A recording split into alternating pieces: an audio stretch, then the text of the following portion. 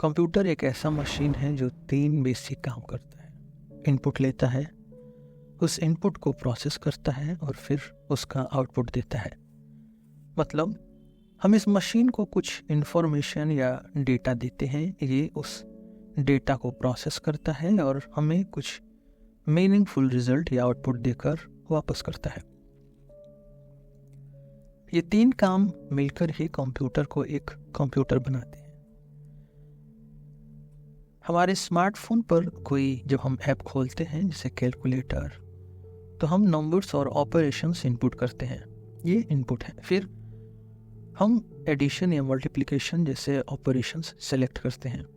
हमारे फ़ोन का प्रोसेसर या सीपीयू, जिसे सेंट्रल प्रोसेसिंग यूनिट कहा जाता है, इस इनपुट को प्रोसेस करता है और कुछ सेकंड्स के अंदर हमारी स्क्रीन पर आंसर्स आ जाते हैं, ये आउटपुट है।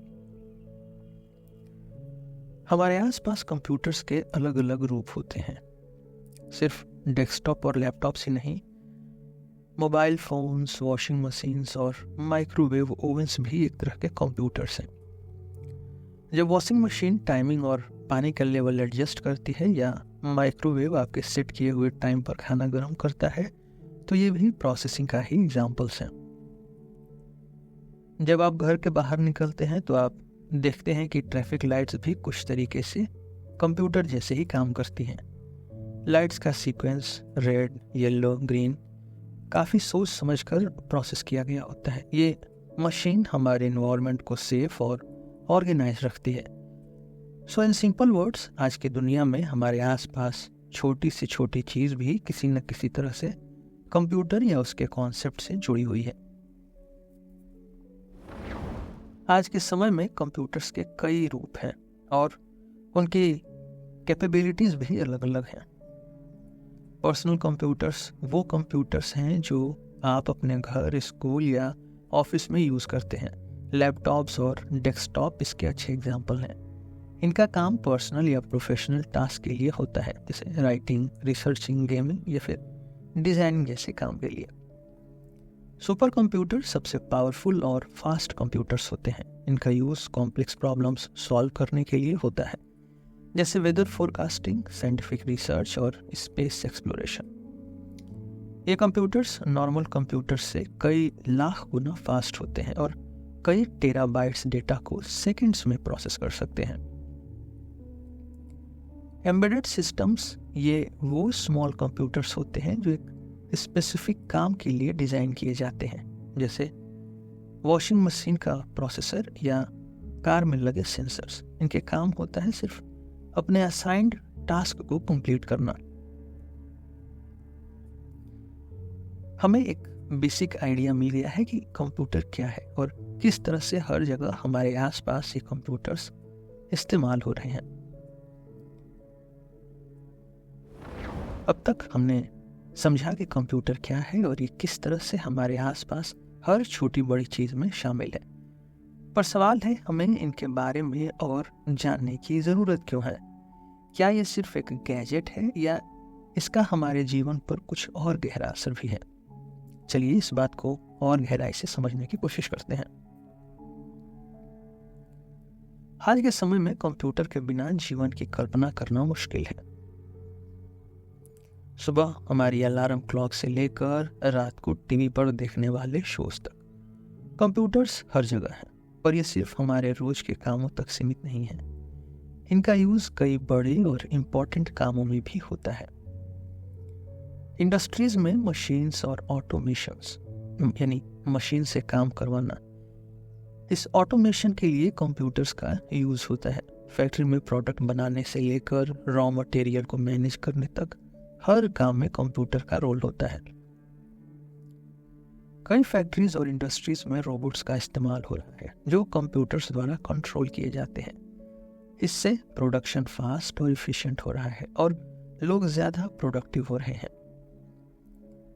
आप ऑनलाइन क्लासेस में जो वीडियोस देखते हैं, जैसे आप अभी मुझे सुन रहे हैं,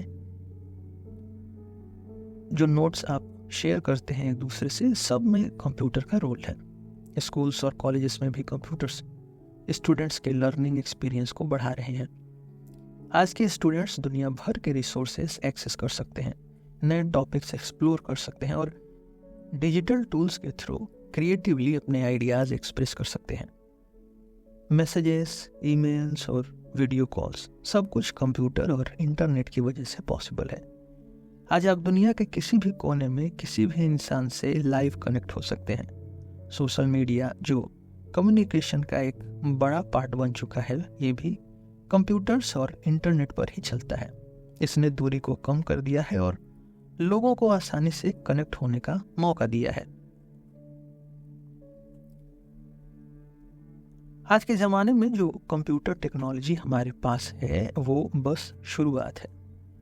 कुछ नए और एडवांस टेक्नोलॉजीज भी आ रही हैं जो फ्यूचर में हमारे जीवन को और भी बदल सकती हैं। आर्टिफिशियल इंटेलिजेंस यानी AI एक ऐसी टेक्नोलॉजी है जो कंप्यूटर्स को इंटेलिजेंट डिसीजंस लेने में मदद करती है। ChatGPT, जेमिनी, सिरी, एलेक्सा जैसे वॉइस असिस्टेंट्स जो आपके सवालों का जवाब देते हैं या आपके इंस्ट्रक्शंस फॉलो करते हैं, AI का एक छोटा एग्जाम्पल है। आने वाले समय में AI और एडवांस्ड होगी और कंप्यूटर्स ज़्यादा समझदारी से सोचने और काम करने लगेंगे। क्वांटम कंप्यूटिंग एक नई और पावरफुल टेक्नोलॉजी है जो कॉम्प्लेक्स प्रॉब्लम्स को जल्दी सॉल्व कर सकती है। ये ट्रेडिशनल कंप्यूटर्स से बहुत अलग होती है और कई ऐसे प्रॉब्लम्स को सॉल्व कर सकती है जो अभी इम्पॉसिबल लगते हैं। क्वांटम कंप्यूटिंग अभी डेवलपमेंट में है, पर इसके कुछ बेसिक एप्लीकेशंस ऑलरेडी साइंस और टेक्नोलॉजी में यूज हो रहे हैं। अब तक हमने समझा कि कंप्यूटर क्या है और ये हमारी जिंदगी में कितना मायने रखता है, पर क्या आपने कभी सोचा है कि ये मशीन कैसे इवॉल्व हुई और किस तरह से कंप्यूटर आज के मॉडर्न फॉर्म तक पहुंचे? चलिए कंप्यूटर के इतिहास को यानी हिस्ट्री को एक्सप्लोर करते हैं, जो शुरू हुआ सिंपल काउंटिंग टूल से और आज हमें सुपर कंप्यूटर्स तक ले आया है। सबसे पहले कैलकुलेशन का टूल था अबेकस, जो हजारों साल पहले यूज किया गया था। ये एक वुडन फ्रेम में लगे बीड्स का सिस्टम होता था जो कैलकुलेशंस को सिंपल बनाता था। यहाँ से लोगों ने नंबर्स और काउंटिंग को सिंप्लीफाई करने का सोचना शुरू किया। इसके बाद 17th और 18th सेंचुरी में मैकेनिकल कैलकुलेटर्स हैं जो नंबर्स को मैकेनिकली मैनिपुलेट करते थे, जैसे कि ब्लेज पास्कल का पास्कलिन और लेबनीज का स्टेप्ड रेकनर। ये सबसे बेसिक कैलकुलेटर्स थे जो सिर्फ एडिशन और सब्ट्रैक्शन जैसे काम करते थे। 1830 के आसपास यानी 1830 के अराउंड चार्ल्स बेबेज ने एक ऐसा मशीन बनाने का सोचा जो कॉम्प्लेक्स कैलकुलेशन कर सके। इसको उन्होंने एनालिटिकल इंजन कहा। यह मशीन एक ऐसा डिवाइस बन सकता था जो इंस्ट्रक्शंस यानी प्रोग्राम फॉलो करके कैलकुलेशंस और टास्क कर सकता था। बेबेज को आज फादर ऑफ कंप्यूटर्स भी कहा जाता है क्योंकि उनका ये आइडिया मॉडर्न कंप्यूटर्स की सोच का बेस बना। बेबेज के साथ एडा लवलेस भी थी जिन्होंने इस इंजन के लिए प्रोग्राम्स लिखने की सोच रखी। उन्हें दुनिया की पहली प्रोग्रामर के रूप में भी जाना जाता है। 20th सेंचुरी के मध्य में वर्ल्ड वॉर 2 के दौरान कंप्यूटर्स का इस्तेमाल मिलिट्री पर्पस के लिए होने लगा। 1936 में एलन ट्यूरिंग ने एक थ्योरेटिकल मशीन का कॉन्सेप्ट दिया जिसे ट्यूरिंग मशीन कहा गया। ये एक ऐसा मॉडल था जो इंस्ट्रक्शंस को फॉलो करके कोई भी मैथमेटिकल प्रॉब्लम सॉल्व कर सकता था। ट्यूरिंग के काम ने डिजिटल कंप्यूटर्स के डिजाइन और थियरी को एस्टैब्लिश किया। वॉर के दौरान यूएस आर्मी ने ENIAC यानी electronic numerical integrator and computer बनाया। यह पहला लार्ज स्केल इलेक्ट्रॉनिक कंप्यूटर था जो कॉम्प्लेक्स कैलकुलेशंस को बहुत तेजी से सॉल्व कर सकता था, लेकिन ये एक मैसिव मशीन थी जो एक पूरा रूम भर देती थी और बहुत ज्यादा पावर कंज्यूम करती थी। 1950s के आते आते ट्रांजिस्टर का इन्वेंशन हुआ। ये छोटा इलेक्ट्रॉनिक कंपोनेंट कंप्यूटर्स के डिज़ाइन में एक रिवॉल्यूशन ले आया। ट्रांजिस्टर्स ने वैक्यूम ट्यूब को रिप्लेस किया जो पहले के कंप्यूटर्स में यूज होती थी। इससे कंप्यूटर्स और कॉम्पैक्ट और रिलायबल बन गए और उनका पावर कंजम्पशन भी कम हो गया। ट्रांजिस्टर के बाद 1960s और 1970s में इंटीग्रेटेड सर्किट्स यानी आईसीज और माइक्रो प्रोसेसर्स का डेवलपमेंट हुआ। ये आईसीज और माइक्रो प्रोसेसर्स जो मल्टीपल ट्रांजिस्टर्स को एक सिंगल चिप पर इंटीग्रेट करते हैं, मॉडर्न कंप्यूटर्स के डेवलपमेंट में एक मेजर स्टेप थे। इंटेल ने 1971 में पहला commercial micro processor Intel 4004 launch किया। यह एक छोटा सा चिप था जो एक पूरे कंप्यूटर का काम कर सकता था और इसी वजह से कंप्यूटर्स और भी कॉम्पैक्ट और एक्सेसिबल हो गए। आज के जितने भी डिवाइसेस हैं, स्मार्टफोन्स, लैपटॉप्स, सब में माइक्रो प्रोसेसर्स ही हार्ट की तरह काम करते हैं।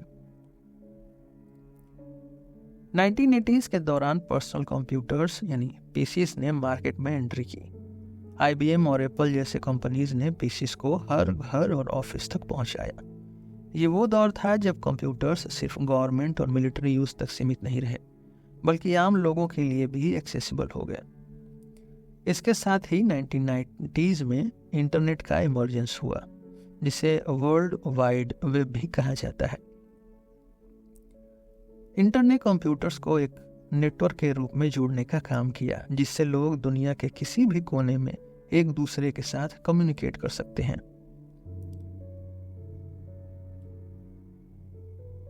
तो ये था कंप्यूटर का एक long journey from simple computing tools जैसे एबेकस से लेकर आज के एडवांस्ड, कॉम्पैक्ट और पावरफुल डिवाइसेस तक। आज के कंप्यूटर्स माइक्रो प्रोसेसर्स, आईसीज और सॉफ्टवेयर के माध्यम से और भी कैपेबल और फास्ट हो गए हैं। अब हमें समझना है कि ये कंप्यूटर्स एक्चुअली कैसे काम करते हैं। कंप्यूटर्स का अपना एक लैंग्वेज होती है जिसे हम बाइनरी लैंग्वेज कहते हैं, जो उनके कम्युनिकेशन और प्रोसेसिंग का बेस है। आपने सुना होगा कि कंप्यूटर्स सिर्फ 0 और 1 के लैंग्वेज में काम करते हैं, पर ये 0 और 1 क्या है और क्यों कंप्यूटर्स इसी पे डिपेंड करते हैं? चलिए बाइनरी लैंग्वेज को थोड़ा डिटेल में समझने की कोशिश करते हैं। कंप्यूटर एक इलेक्ट्रॉनिक मशीन है जो सिग्नल्स से काम करता है। ये सिग्नल्स या तो ऑन होते हैं या ऑफ। इसका मतलब है कि कंप्यूटर के लिए इंफॉर्मेशन को रिप्रेजेंट करने का आसान तरीका है कि वो हर इंफॉर्मेशन को बस 2 स्टेट्स में रिप्रेजेंट करे। ये 2 स्टेट्स हैं 0 और 1। बाइनरी सिस्टम इसी कॉन्सेप्ट पर बेस्ड है, जहां 0 का मतलब ऑफ होता है और 1 का मतलब ऑन। बाइनरी को कंप्यूटर्स की लैंग्वेज कहा जाता है क्योंकि ये उनका नेचुरल मोड ऑफ कम्युनिकेशन है। हर नंबर, हर लेटर और हर इमेज जो आप कंप्यूटर पर देखते हैं, वो सब कुछ बाइनरी के फॉर्म में स्टोर और प्रोसेस होता है। ये बिल्कुल उस तरह है जैसे हमारे अल्फ़ाबेट्स हमारी लैंग्वेज बनाते हैं, वैसे ही कंप्यूटर्स की अल्फ़ाबेट सिर्फ 0 और 1 है। बाइनरी सिस्टम में हर इंडिविजुअल 0 या 1 को बिट यानी बाइनरी डिजिट कहा जाता है। एक सिंगल बिट सिर्फ 2 स्टेट्स को रिप्रेजेंट कर सकती है, या तो 0 या 1। लेकिन अगर हमें कॉम्प्लेक्स इंफॉर्मेशन जैसे नंबर्स या लेटर्स को स्टोर करना हो तो हमें बिट्स को ग्रुप में ऑर्गेनाइज करना पड़ता है। जब 8 बिट्स को एक ग्रुप में अरेंज किया जाता है तो इसे बाइट कहा जाता है। बाइट का यूज कंप्यूटर्स में इंफॉर्मेशन को ऑर्गेनाइज और रिप्रेजेंट करने के लिए होता है। एक बाइट में 256 डिफरेंट कॉम्बिनेशंस हो सकते हैं, 2 to the power 8, जिसे 0 से लेकर 255 तक की वैल्यूज रिप्रेजेंट की जा सकती हैं। इसका मतलब है कि अगर हमें किसी लेटर को रिप्रेजेंट करना हो तो हम बाइट के कॉम्बिनेशन का यूज कर सकते हैं। चलिए एक एग्जांपल लेते हैं। इंग्लिश अल्फाबेट में ए का रिप्रेजेंटेशन बाइनरी में कैसे होता है? ASCII यानी American standard code for information interchange. ये एक स्टैंडर्ड है जो लेटर्स और सिंबल्स को बाइनरी में रिप्रेजेंट करता है। ASCII के अकॉर्डिंग ए का बाइनरी वैल्यू 01000001 होती है। इसका मतलब है कि जब कंप्यूटर को ए को रिप्रेजेंट करना होता है तो वो 01000001 बिट्स को यूज करता है। इसी तरह हर लेटर, नंबर और सिंबल का अपना यूनिक बाइनरी रिप्रेजेंटेशन होता है। ये बाइनरी कोड्स कंप्यूटर्स को समझने में मदद करते हैं कि उन्हें कौन सा लेटर, नंबर या सिंबल दिखाना है। बाइनरी सिस्टम के कॉन्सेप्ट्स समझने के बाद अगला सवाल ये आता है कि कंप्यूटर इन 0 और 1 का यूज करके कैसे डिसीजंस लेता है। इस प्रोसेस में लॉजिक गेट्स का इंपॉर्टेंट रोल है। लॉजिक गेट्स एक तरह के बेसिक बिल्डिंग ब्लॉक्स हैं जो कंप्यूटर्स को डिसीजन लेने में मदद करते हैं। हर गेट एक स्पेसिफिक रूल के हिसाब से काम करता है और इन्हें सर्किट्स में कनेक्ट करके कॉम्प्लेक्स डिसीजन मेकिंग सिस्टम्स बनाए जाते हैं। लॉजिक गेट्स के कई टाइप्स होते हैं और हर गेट का अपना एक यूनिक फंक्शन होता है। चलिए इनके बेसिक फंक्शंस को समझते हैं। AND gate. एंड गेट का आउटपुट 1 तभी होता है जब दोनों इनपुट्स भी 1 हो। अगर किसी भी इनपुट में 0 हो तो आउटपुट भी 0 होगा। इसका मतलब है कि एंड गेट तभी ट्रू रिजल्ट देता है जब दोनों कंडीशंस सही हो। और गेट। और गेट का आउटपुट 1 तब होता है जब कम से कम एक इनपुट 1 हो। मतलब अगर दोनों इनपुट्स 0 हैं तो ही आउटपुट 0 होगा, वरना किसी भी एक इनपुट का 1 होना और गेट के आउटपुट को 1 बनाता है। Not gate. नॉट गेट काम में थोड़ा अलग है क्योंकि इसमें सिर्फ एक ही इनपुट होता है। नॉट गेट इनपुट को उल्टा कर देता है। अगर इनपुट 1 है तो आउटपुट 0 होगा और अगर इनपुट 0 है तो आउटपुट 1 होगा, इसलिए इसे इन्वर्टर भी कहा जाता है। NAND gate. NAND gate AND gate का ऑपोजिट है। एंड गेट के आउटपुट को इन्वर्ट करके नैंड गेट का आउटपुट मिलता है। मतलब एंड गेट का आउटपुट अगर 1 है तो नैंड का 0 होगा और वाइस वर्सा। नॉर गेट और गेट का ऑपोजिट है। और गेट के आउटपुट को इन्वर्ट करके नॉर गेट का आउटपुट मिलता है। अगर और गेट का आउटपुट 1 है तो नॉर का आउटपुट 0 होगा और वाइस वर्सा। एक्स और गेट। एक्स और गेट का आउटपुट 1 तब होता है जब दोनों इनपुट्स अलग हो। अगर दोनों इनपुट्स सेम हैं, या तो दोनों 0 या दोनों 1, तो आउटपुट 0 होगा।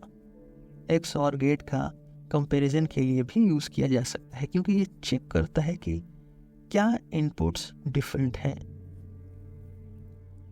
लॉजिक गेट्स को समझने के लिए एक आसान एग्जांपल है लाइट बल्ब का।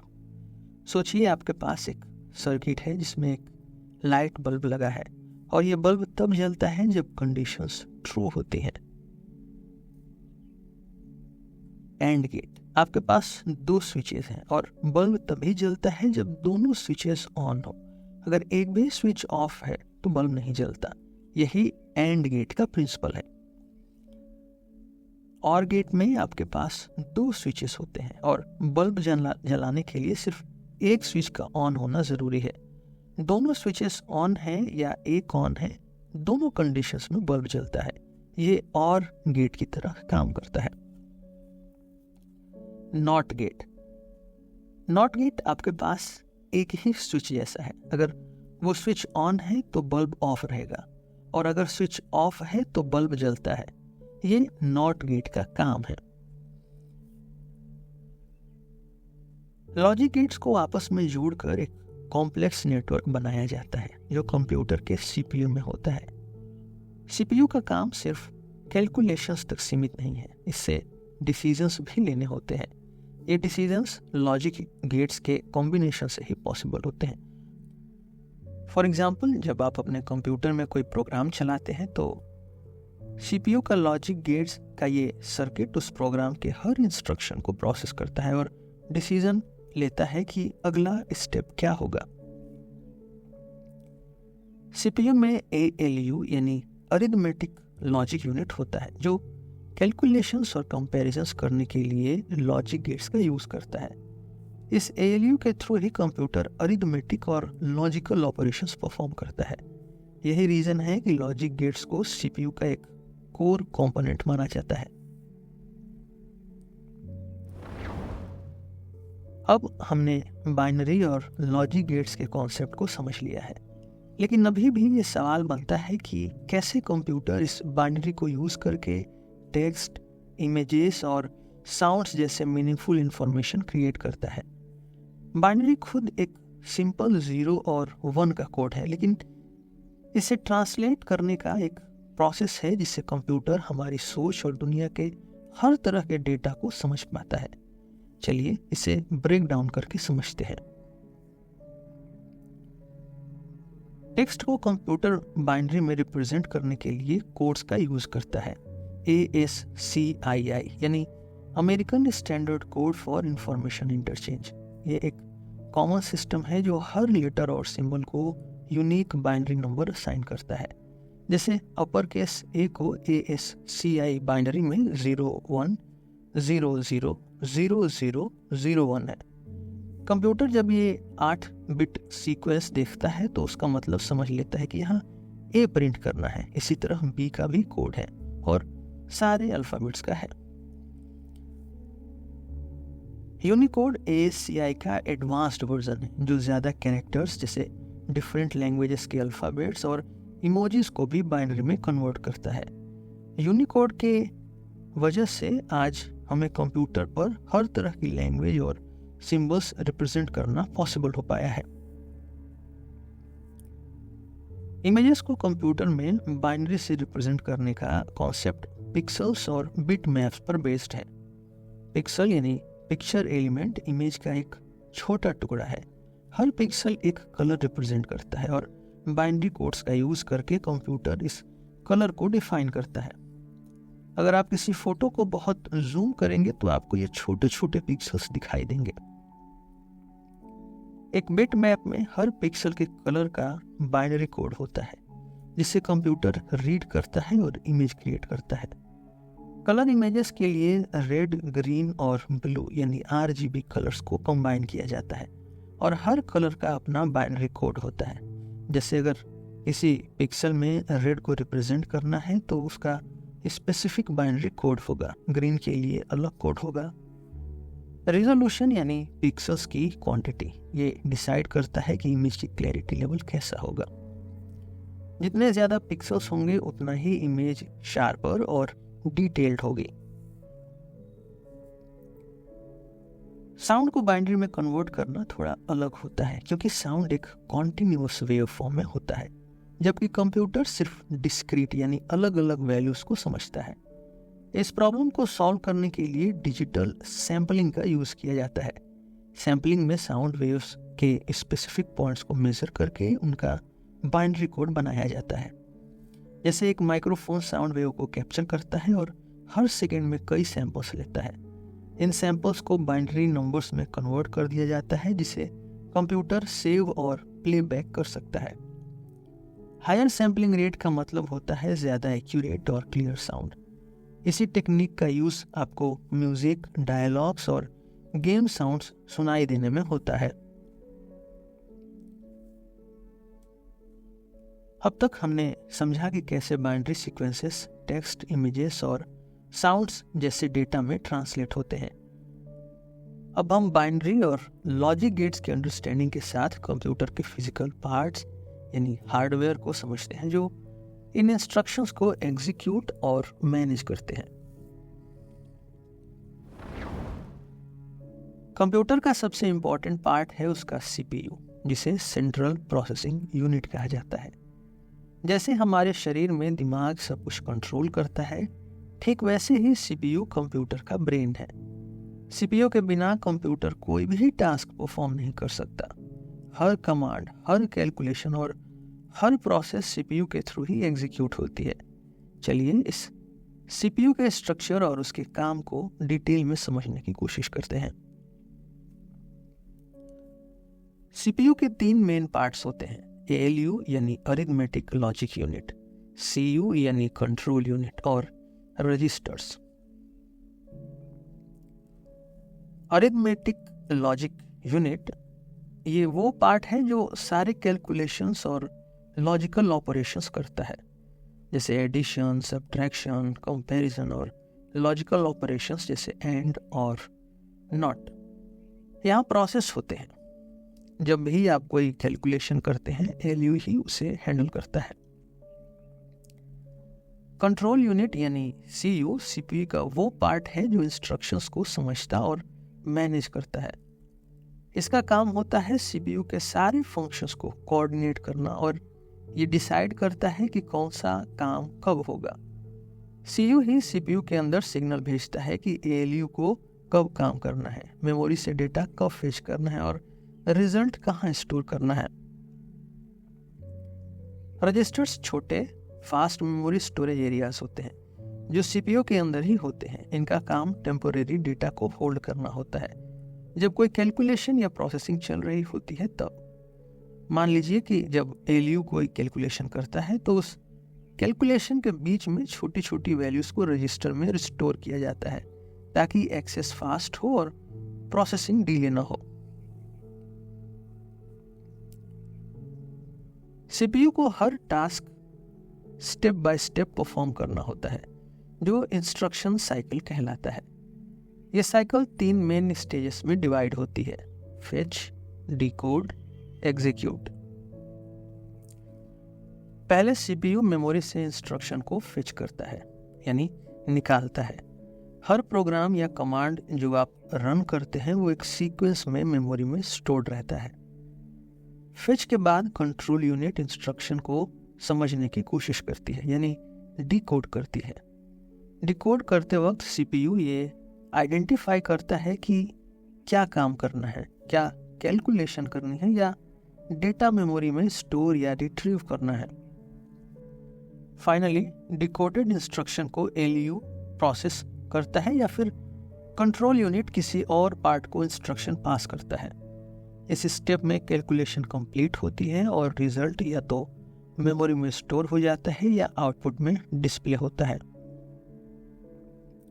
यह fetch, decode, execute cycle continuously चलती रहती है जब तक आपका प्रोग्राम या टास्क कंप्लीट नहीं हो जाता। सीपीयू की स्पीड और एफिशिएंसी काफी डिपेंड करती है उसके क्लॉक स्पीड और कोर्स पर। क्लॉक स्पीड सीपीयू की स्पीड को डिफाइन करता है यानी वो 1 सेकेंड में कितने इंस्ट्रक्शंस को प्रोसेस कर सकता है। ये स्पीड हर्ट्ज यानी HZ में मेजर होती है। हायर क्लॉक स्पीड का मतलब है ज्यादा इंस्ट्रक्शंस पर सेकेंड यानी फास्ट प्रोसेसिंग। आज के सीपीयूज में मल्टीपल कोर्स होते हैं जैसे डुअल कोर, क्वाड कोर और ऑक्टा कोर सीपीयूज। एक कोर एक प्रोसेसर का काम करता है और जितने ज्यादा कोर्स होंगे उतने सीपीयू ज्यादा टास्क एक साथ हैंडल कर सकता है। मल्टी कोर सीपीयू से मल्टीटास्किंग फास्ट और स्मूथ होती है। अब तक हमने समझा कि सीपीयू कैसे इंस्ट्रक्शंस को प्रोसेस करता है और किस तरह से कैलकुलेशंस और डिसीजंस लेता है। पर सीपीयू के काम को स्मूथली एग्जीक्यूट करने के लिए डेटा और इंस्ट्रक्शंस को स्टोर करना भी जरूरी होता है। यहाँ मेमोरी का रोल आता है।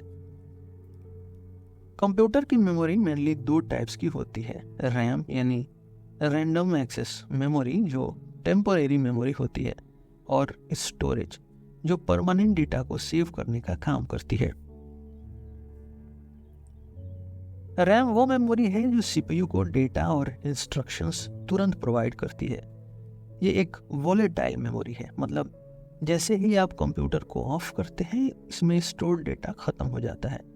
इसका मेन पर्पस है एक्टिव डेटा को टेम्पररी स्टोर करना ताकि सीपीयू को फास्ट एक्सेस मिल सके और प्रोसेसिंग में डिले ना आए। जब भी आप कोई प्रोग्राम रन करते हैं जैसे वेब ब्राउज़र या वीडियो गेम तो उस प्रोग्राम के इंपॉर्टेंट डेटा और इंस्ट्रक्शंस रैम में टेम्पोरेरीली लोड हो जाते हैं। इस तरह सीपीयू डायरेक्टली रैम से डेटा ले सकता है और फास्ट प्रोसेसिंग पॉसिबल होती है। अगर रैम कम है तो आपका कंप्यूटर स्लो हो सकता है, क्योंकि उस केस में सीपीयू को बार बार हार्ड ड्राइव से डेटा लेना पड़ता है, जो कंपैरेटिवली स्लोअर होता है। स्टोरेज वो जगह है जहां आपका डेटा परमानेंटली सेव रहता है, चाहे कंप्यूटर ऑन हो या ऑफ। स्टोरेज की मेमोरी डेटा को नॉन वोलेटाइल फॉर्म में रखती है, यानी पावर ऑफ होने पर भी डेटा इरेज नहीं होता। आज के कंप्यूटर्स में मेनली 2 टाइप्स की स्टोरेज यूज होती है, हार्ड डिस्क ड्राइव्स यानी HDDs और सॉलिड स्टेट ड्राइव्स यानी SSDs। हार्ड डिस्क ड्राइव्स यानी HDDs एक ट्रेडिशनल स्टोरेज डिवाइस है जो डेटा को मैग्नेटिक प्लेटर्स पर स्टोर करता है। इसमें एक स्पिनिंग डिस्क होती है जो रीड राइट हेड के थ्रू डेटा एक्सेस करती है। HDDs कंपैरेटिवली सस्ते और ज़्यादा स्टोरेज कैपेसिटी वाले होते हैं, पर ये SSDs के मुकाबले स्लो होते हैं। SSDs नए तरीके की स्टोरेज है जो डेटा को फ्लैश मेमोरी चिप्स में स्टोर करती है। क्योंकि इसमें मूविंग पार्ट्स नहीं होते, SSDs HDD से फास्ट और रिलायबल होती हैं। इसके स्पीड की वजह से आजकल ज़्यादातर कंप्यूटर्स में SSDs का यूज़ हो रहा है। NVMe यानी non volatile memory express. NVMe एक और एडवांस्ड स्टोरेज टेक्नोलॉजी है जो SSDs के भी कंपैरिजन में फास्ट होती है। ये PCIe यानी peripheral component interconnect express slots per connect होती है और CPU के साथ डायरेक्ट कम्युनिकेशन करती है। इसकी स्पीड हाई एंड टास्क जैसे गेमिंग और वीडियो एडिटिंग में काफ़ी यूजफुल होता है। रैम और स्टोरेज में बेसिक डिफरेंस ये है कि रैम शॉर्ट टर्म के लिए डेटा को होल्ड करता है, जबकि स्टोरेज लॉन्ग टर्म डेटा के लिए होता है। जब CPU किसी टास्क को परफॉर्म करता है तो वो सबसे पहले डेटा को रैम से फिच करता है, क्योंकि रैम का एक्सेस फास्ट होता है, और अगर डेटा या प्रोग्राम परमानेंटली सेव करना हो तो वो स्टोरेज यानी HDD, SSD या NVMe में सेव होता है, ताकि वो डेटा बाद में भी अवेलेबल रहे। अब तक हमने CPU और मेमोरी के बारे में समझा, जो कंप्यूटर के कोर काम को प्रोसेस और स्टोर करते हैं। लेकिन ये कंप्यूटर तभी कंप्लीट होता है जब उसमें इनपुट और आउटपुट डिवाइसेस होते हैं। इनपुट डिवाइसेस हमें अपने कमांड्स और डेटा CPU तक पहुंचाने में मदद करते हैं, और आउटपुट डिवाइसेस प्रोसेस्ड इंफॉर्मेशन को हम तक लौटाते हैं। चलिए इन डिवाइसेस के काम को थोड़ा डिटेल में समझने की कोशिश करते हैं। इनपुट डिवाइसेस वो होती हैं जो हमारे डेटा और इंस्ट्रक्शंस को CPU तक पहुंचाती हैं। ये डिवाइसेस हमारे फिजिकल एक्शंस को डिजिटल सिग्नल्स में कन्वर्ट करते हैं, जो CPU समझ सकता है। कीबोर्ड काम का एक बेसिक और सबसे कॉमन इनपुट डिवाइस है। जब भी आप कीज प्रेस करते हैं वो सिग्नल के फॉर्म में CPU तक पहुंचता है, जिसे वो प्रोसेस करता है। जैसे अगर आप A की प्रेस करते हैं तो CPU को बाइनरी कोड के फॉर्म में ये सिग्नल मिलता है जो A को रिप्रेजेंट करता है। माउस ग्राफिकल इनपुट डिवाइस है जो कर्सर को मूव करने और सिलेक्ट करने में मदद करता है। जब आप माउस को मूव करते हैं या क्लिक करते हैं, ये एक्शंस डिजिटल सिग्नल्स में कन्वर्ट होकर CPU को पहुंचते हैं, जो स्क्रीन पर कर्सर और एक्शंस को रिफ्लेक्ट करता है। माइक्रोफोन ऑडियो इनपुट डिवाइस है जो साउंड्स को कैप्चर करता है और उसे डिजिटल सिग्नल्स में कन्वर्ट करके CPU तक पहुंचाता है। ये सिग्नल्स फिर प्रोसेस होते हैं और स्पीकर्स या हेडफोन्स के थ्रू आउटपुट में सुनाई देते हैं। इनके अलावा और भी कई इनपुट डिवाइसेस होती हैं, जैसे scanner, touch screen, game controllers, जो स्पेसिफिक टास्क के लिए डिज़ाइन किए गए हैं। इनका मेन काम CPU तक हमारा डेटा और कमांड्स पहुंचाना है, ताकि वो उसे प्रोसेस कर सके। जब CPU डेटा को प्रोसेस कर लेता है तो उस प्रोसेस्ड इंफॉर्मेशन को हमें दिखाना भी ज़रूरी होता है। ये काम आउटपुट डिवाइसेस करते हैं, जो CPU के प्रोसेस्ड डेटा को हम तक विजुअली और ऑडियली या फिजिकली पहुंचाते हैं। मॉनिटर विजुअल आउटपुट डिवाइस है जो प्रोसेस्ड इंफॉर्मेशन को इमेजेस और टेक्स्ट के फॉर्म में डिस्प्ले करता है। जो कुछ भी सीपीयू प्रोसेस करता है, जैसे वेब पेजेस, डॉक्यूमेंट्स, गेम्स, ये सब मॉनिटर के थ्रू हमें दिखाई देता है। प्रिंटर एक ऐसा आउटपुट डिवाइस है जो डिजिटल इंफॉर्मेशन को पेपर पर प्रिंट करता है। जैसे अगर आप एक डॉक्यूमेंट प्रिंट करते हैं तो सीपीयू प्रोसेस डेटा को प्रिंट कमांड के थ्रू प्रिंटर तक पहुंचाता है और प्रिंटर उस डेटा को फिजिकल फॉर्म में आउटपुट देता है। स्पीकर्स ऑडियो आउटपुट डिवाइस है जो साउंड सिग्नल्स को प्ले करता है। जो भी ऑडियो फाइल या साउंड सीपीयू प्रोसेस करता है वो स्पीकर के थ्रू हम सुन सकते हैं। इनके अलावा और भी कई आउटपुट डिवाइसेस हैं, जैसे प्रोजेक्टर्स और हेडफोन्स, जो स्पेसिफिक आउटपुट्स नीड के लिए काम में आते हैं।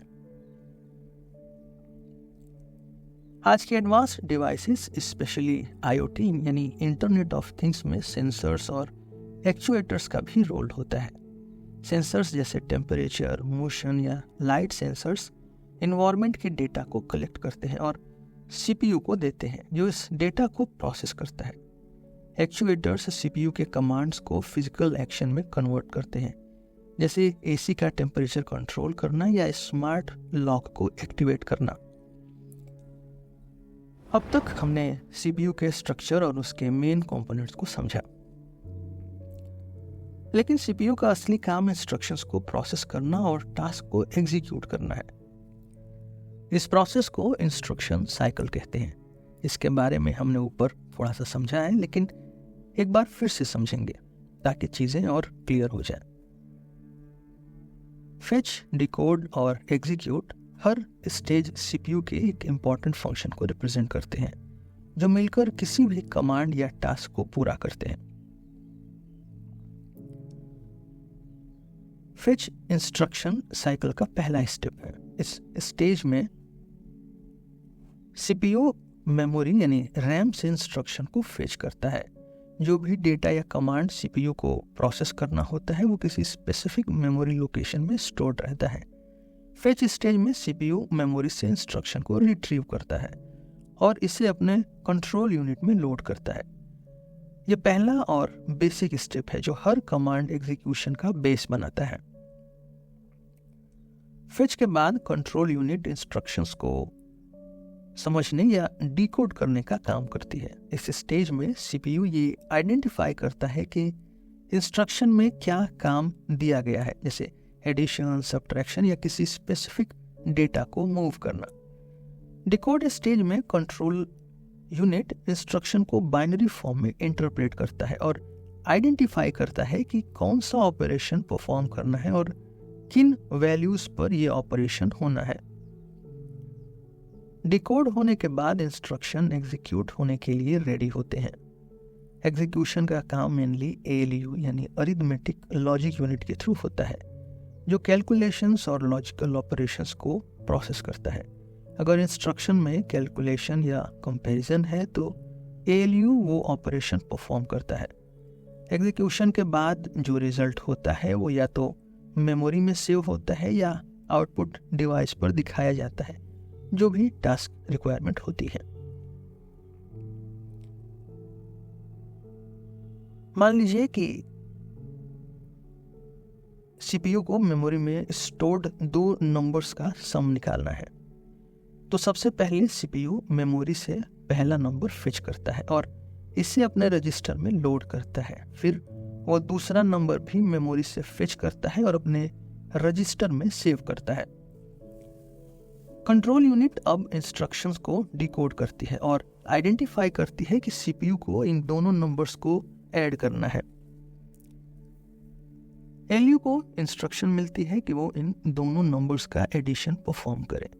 एलयू इन नंबर्स को ऐड करता है और रिजल्ट को मेमोरी में स्टोर कर देता है या आउटपुट के लिए प्रिपेयर करता है। यही साइकिल हर इंस्ट्रक्शन के लिए फॉलो होती है, चाहे वो सिंपल हो या कॉम्प्लेक्स। ये साइकिल सीपीयू में कॉन्टिन्यूअस चलती रहती है जब तक प्रोग्राम कंप्लीट नहीं हो जाता या सिस्टम ऑफ नहीं हो जाता। हमने समझा कि इंस्ट्रक्शन साइकिल कैसे काम करता है और सीपीयू इंस्ट्रक्शंस को कैसे फेच, डिकोड और एग्जीक्यूट करता है। सीपीयू के इस साइकिल में दो की पार्ट्स एएलयू और कंट्रोल यूनिट एक बड़ा रोल प्ले करते हैं। एएलयू यानी अरिथमेटिक लॉजिक यूनिट और कंट्रोल यूनिट यानी सीयू, इसको डिटेल में समझते हैं। एएलयू और सीयू सीपीयू के कोर फंक्शंस के लिए रिस्पॉन्सिबल होते हैं और हर टास्क में अपना स्पेसिफिक रोल प्ले करते हैं। एएलयू कैलकुलेशंस और लॉजिकल ऑपरेशंस को हैंडल करता है, जबकि सीयू सीपीयू के हर फंक्शन को कोऑर्डिनेट और डायरेक्ट करता है। इन दोनों पार्ट्स का समझ कंप्यूटर के काम करने के एक तरीके को क्लियर पिक्चर हमें देता है।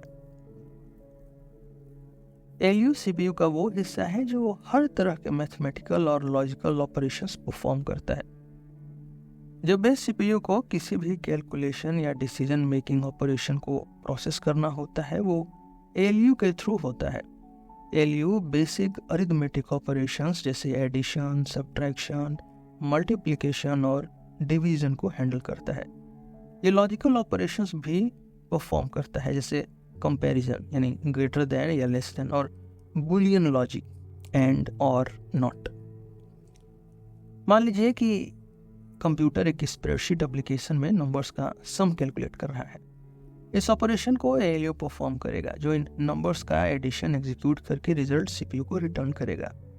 इसी तरह अगर किसी प्रोग्राम में कंडीशन चेक करनी हो, जैसे ये वैल्यूज दूसरी वैल्यू से बड़ी हैं या नहीं, तो ये डिसीजन भी एएलयू ही प्रोसेस करता है।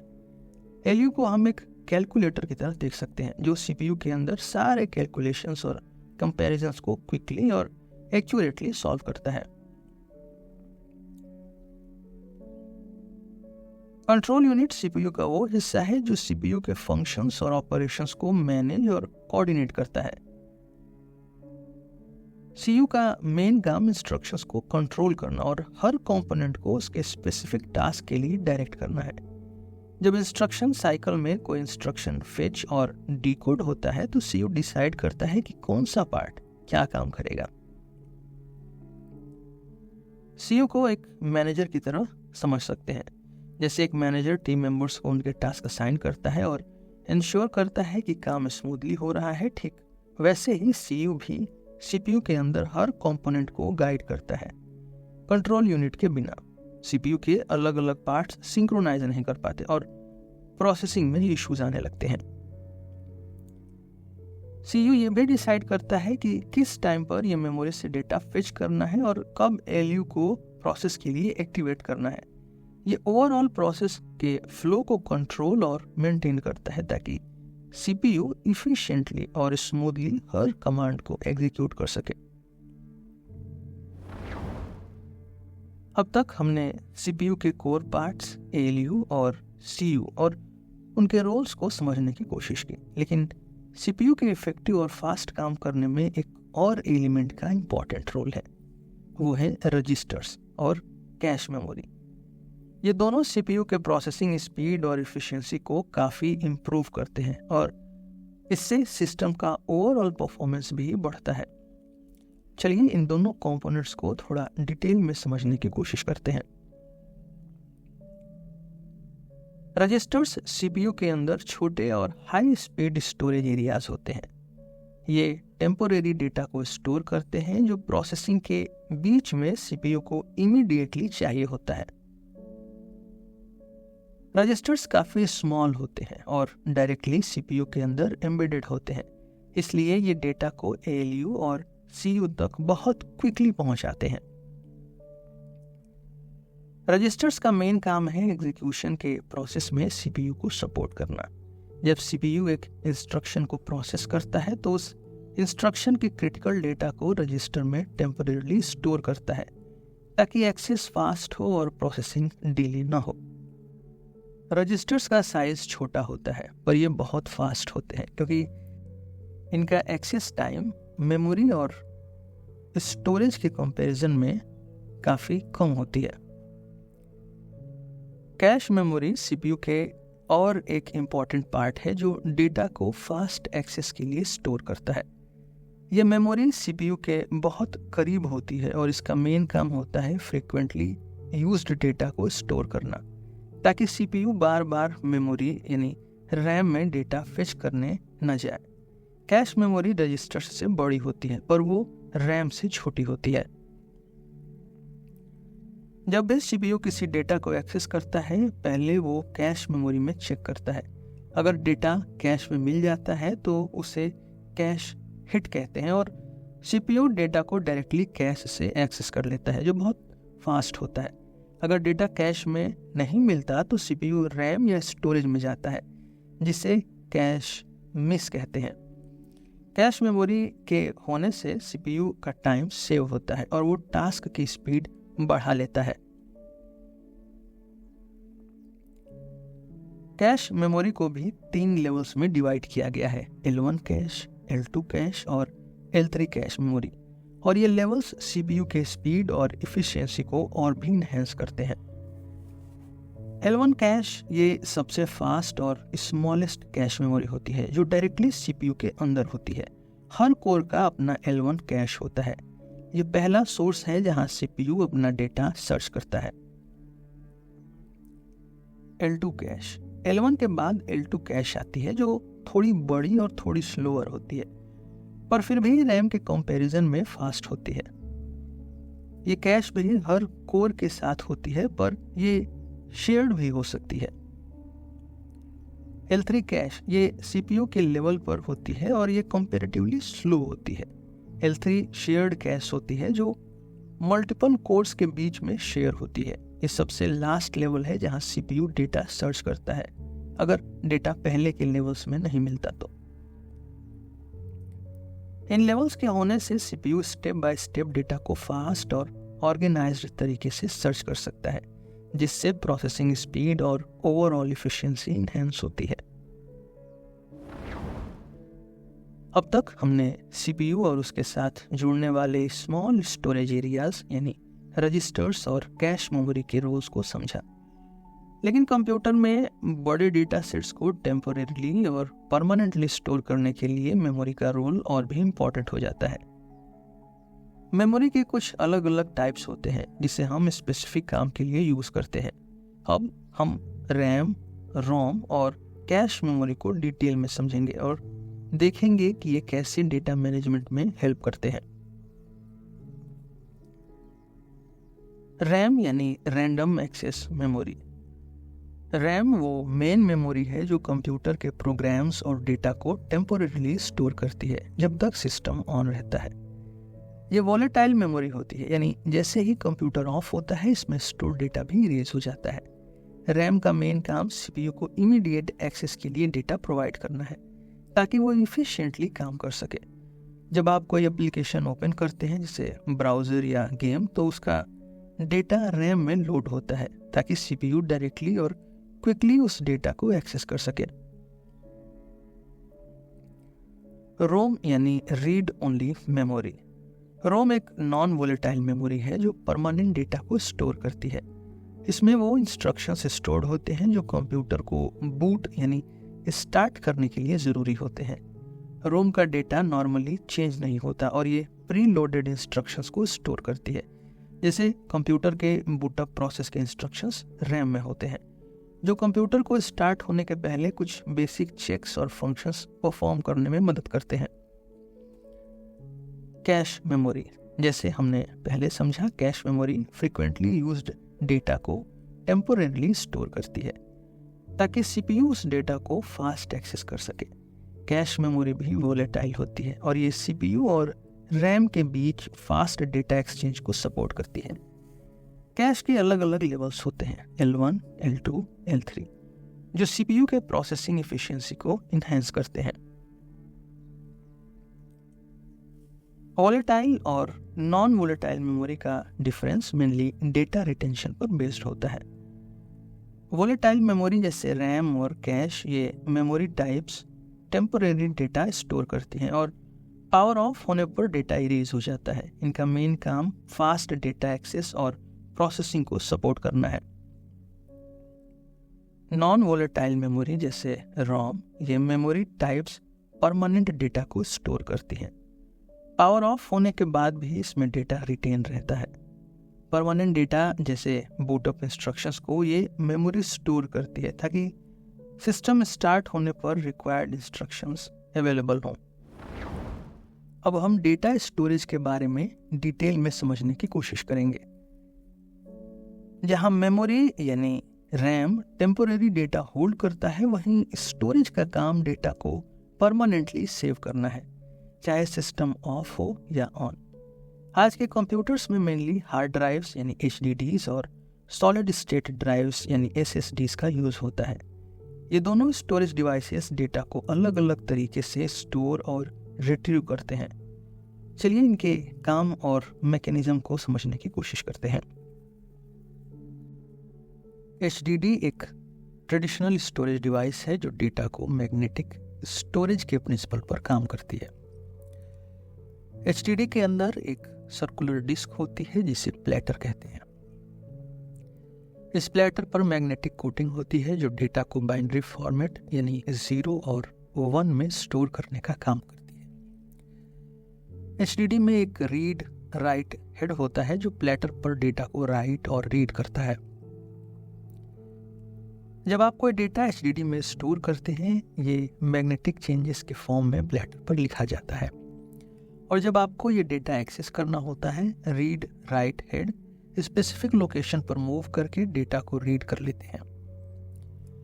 HDDs में मूविंग पार्ट्स होने की वजह से ये SSDs के कंपैरिजन में स्लो और सेंसिटिव होते हैं, पर इनका कॉस्ट पर स्टोरेज कैपेसिटी कम होता है, जो लार्ज डेटा स्टोरेज के लिए इकोनॉमिकल ऑप्शन बनाता है। SSDs नए तरीके के स्टोरेज डिवाइसेस हैं जो फ्लैश मेमोरी पर बेस्ड हैं। SSD में कोई मूविंग पार्ट्स नहीं होते जो इसे फास्ट और रिलायबल बनाते हैं। फ्लैश मेमोरी एक ऐसी टेक्नोलॉजी है जो डेटा को इलेक्ट्रिकल चार्जेस के फॉर्म में स्टोर करती है। SSDs में मल्टीपल मेमोरी सेल्स होते हैं जो चार्ज को होल्ड करते हैं, और इन्हीं सेल्स के थ्रू डेटा बाइनरी फॉर्म में स्टोर होता है। SSDs की स्पीड HDDs से काफ़ी ज़्यादा होती है, जो इन्हें फास्ट डेटा रिट्रीवल और एप्लीकेशन लोडिंग में एफिशिएंट बनाती है। जैसे गेमिंग या वीडियो एडिटिंग के लिए SSDs काफ़ी यूज़फुल होते हैं क्योंकि ये high speed data access provide करते हैं। SSDs HDDs के कंपैरिजन में महंगी होती हैं, पर इनकी स्पीड और ड्यूरेबिलिटी काफ़ी अच्छी होती है।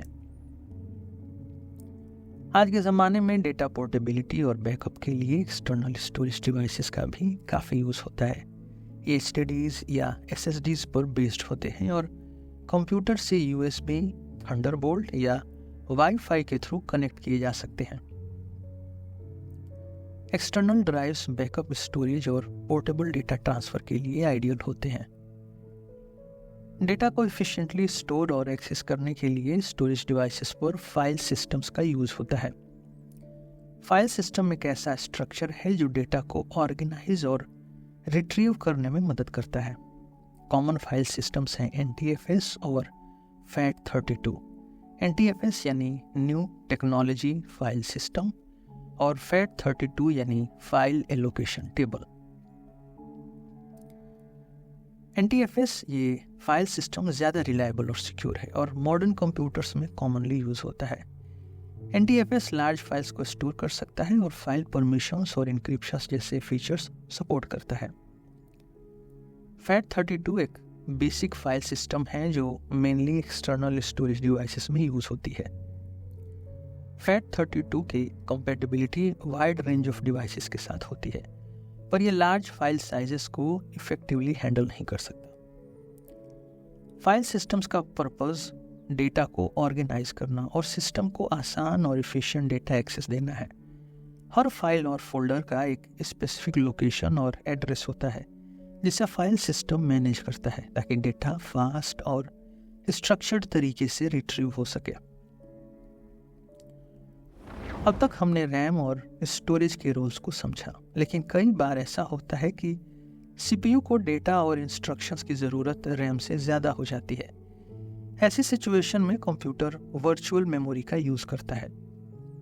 वर्चुअल मेमोरी एक ऐसी टेक्निक है जिससे सिस्टम रैम को इफेक्टिवली एक्सटेंड कर लेता है, जिससे सीपीयू को एडिशनल मेमोरी का सपोर्ट मिलता है जब रैम फुली ऑक्यूपाइड हो। वर्चुअल मेमोरी का कॉन्सेप्ट ये है कि कंप्यूटर अपने स्टोरेज डिवाइस यानी एचडीडी या एसएसडी का एक पोर्शन वर्चुअल मेमोरी के रूप में यूज करता है। जब सिस्टम को लगे कि रैम इनसफिशिएंट हो रही है तो वो डेटा के कुछ पोर्शंस को स्टोरेज में टेम्पोररीली शिफ्ट कर देता है और इसे वर्चुअल मेमोरी कहते हैं। इस प्रोसेस के जरिए सिस्टम रैम से ज्यादा डेटा को हैंडल कर पाता है, जिससे सिस्टम के फंक्शंस स्मूथली और इफिशिएंटली चल सकते हैं। जैसे अगर आप मल्टीपल प्रोग्राम्स एक साथ रन कर रहे हैं और रैम फुल हो गई है तो कंप्यूटर कुछ डेटा को स्टोरेज में वर्चुअल मेमोरी के थ्रू शिफ्ट कर देगा और रैम में स्पेस बनाएगा।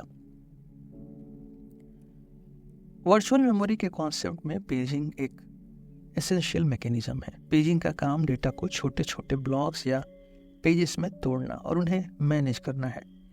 जब रैम में स्पेस कम पड़ती है तो सिस्टम डेटा के कुछ पेजेस को स्टोरेज यानी वर्चुअल मेमोरी में शिफ्ट कर देता है।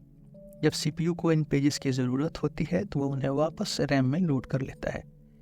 पेजिंग का प्रोसेस में रैम और स्टोरेज में डेटा को एफिशिएंट तरीके से ऑर्गेनाइज और मैनेज किया जाता है, जिससे सीपीयू को रिक्वायर्ड डेटा मिलता रहता है बिना सिस्टम के परफॉर्मेंस को इम्पैक्ट किए।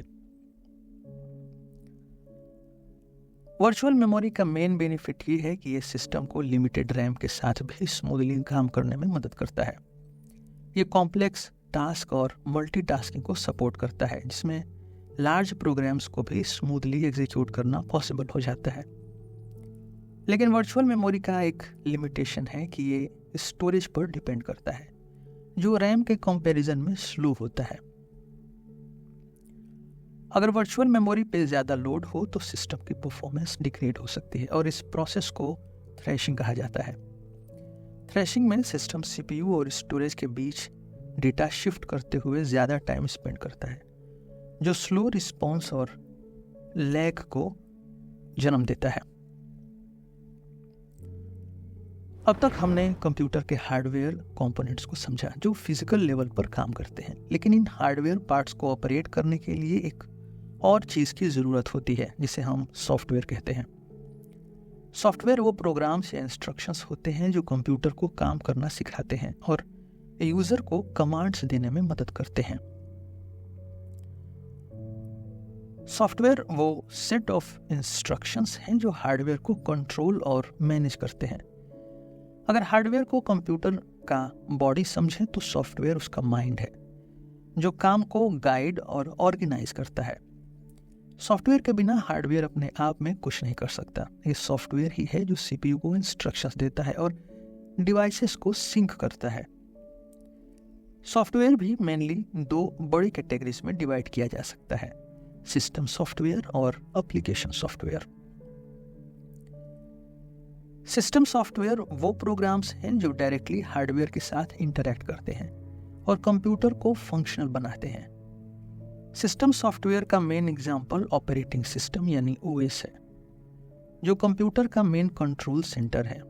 ओएस सीपीयू, मेमोरी और इनपुट आउटपुट डिवाइसेस को मैनेज करता है और उनके बीच कोऑर्डिनेशन बनाए रखता है। एग्जाम्पल के रूप में हम विंडोज, मैक ओएस और लिनक्स सिस्टम्स हैं जो कंप्यूटर के हार्डवेयर को मैनेज और कंट्रोल करते हैं। इनके बिना कंप्यूटर को यूज करना पॉसिबल नहीं होता। एप्लीकेशन सॉफ्टवेयर वो प्रोग्राम्स हैं जो स्पेसिफिक टास्क या एप्लीकेशंस के लिए डिज़ाइन किए गए हैं। ये यूज़र फ्रेंडली प्रोग्राम्स हैं जो हमारे रोज़ के कामों को आसान बनाते हैं। Application software directly system software पर डिपेंड करता है क्योंकि ओएस के थ्रू ही ये हार्डवेयर के साथ इंटरैक्ट करते हैं। वर्ड प्रोसेसर जैसे माइक्रोसॉफ्ट वर्ड जो डॉक्यूमेंट्स बनाने और एडिट करने में मदद करता है, वो एक एप्लीकेशन सॉफ्टवेयर है। कुछ और एग्जांपल्स हैं वेब ब्राउज़र और मीडिया प्लेयर, जैसे गूगल क्रोम जो इंटरनेट एक्सेस और ब्राउजिंग के लिए यूज़ होता है, ये वेब ब्राउज़र है। मीडिया प्लेयर जैसे VLC मीडिया प्लेयर जो वीडियोस और म्यूजिक प्ले करने में मदद करता है, ये भी एप्लीकेशन सॉफ्टवेयर का एग्जाम्पल है। ये एप्लीकेशंस यूजर्स को स्पेसिफिक कामों के लिए असिस्ट करते हैं और सिस्टम सॉफ्टवेयर के सपोर्ट से हार्डवेयर के साथ कम्युनिकेट करते हैं। एप्लीकेशन सॉफ्टवेयर को स्मूथली रन करने के लिए OS का सपोर्ट जरूरी है। जब आप माइक्रोसॉफ्ट वर्ड ओपन करते हैं, OS एप्लीकेशन और CPU के बीच इंस्ट्रक्शंस ट्रांसफर करता है। OS इंश्योर करता है कि एप्लीकेशन के साथ रिक्वायर्ड रिसोर्सेस जैसे मेमोरी और स्टोरेज एलोकेटेड है और ये इफेक्टिवली काम करे। हर एप्लीकेशन OS पर डिपेंडेंट होता है और ये OS ही है जो उनको हार्डवेयर से सिंक करता है। हमने सॉफ्टवेयर के 2 मेन कैटेगरीज को समझा और देखा कि एप्लीकेशन सॉफ्टवेयर कैसे OS पर डिपेंड करता है। सिस्टम सॉफ्टवेयर का सबसे इंपॉर्टेंट पार्ट होता है ऑपरेटिंग सिस्टम यानी OS, जो हार्डवेयर और एप्लीकेशन के बीच एक ब्रिज की तरह काम करता है। जब यूजर कोई इनपुट देता है जैसे माउस क्लिक या कीबोर्ड प्रेस, तो OS ये इनपुट रिसीव करता है और हार्डवेयर को इंस्ट्रक्शंस देता है। OS डेटा को मैनेज और ऑर्गेनाइज करता है, CPU के रिसोर्सेज को एलोकेट करता है और इंश्योर करता है कि हर टास्क इफिशिएंटली कंप्लीट हो। इस तरह OS कंप्यूटर के बेसिक ऑपरेशंस को कंट्रोल करता है और यूजर को एक स्मूथ एक्सपीरियंस प्रोवाइड करता है। OS का दूसरा मेजर रूल यूजर एप्लीकेशंस को सपोर्ट करना है। जैसे हमने पहले डिस्कस किया, एप्लीकेशन सॉफ्टवेयर डायरेक्टली OS पर डिपेंडेंट होता है। OS एप्लीकेशंस को हार्डवेयर एक्सेस प्रोवाइड करता है और रिसोर्सेस मैनेज करता है ताकि एप्लीकेशंस स्मूथली रन हो सके। आज मार्केट में कई पॉपुलर ऑपरेटिंग सिस्टम्स हैं जैसे विंडोज, मैकओएस और लिनक्स। इनका यूज और फीचर्स अलग हैं जो इन्हें यूनिक बनाते हैं। विंडोज माइक्रोसॉफ्ट का ऑपरेटिंग सिस्टम है जो पर्सनल कंप्यूटर्स और बिजनेस कंप्यूटर्स के लिए कॉमनली यूज होता है।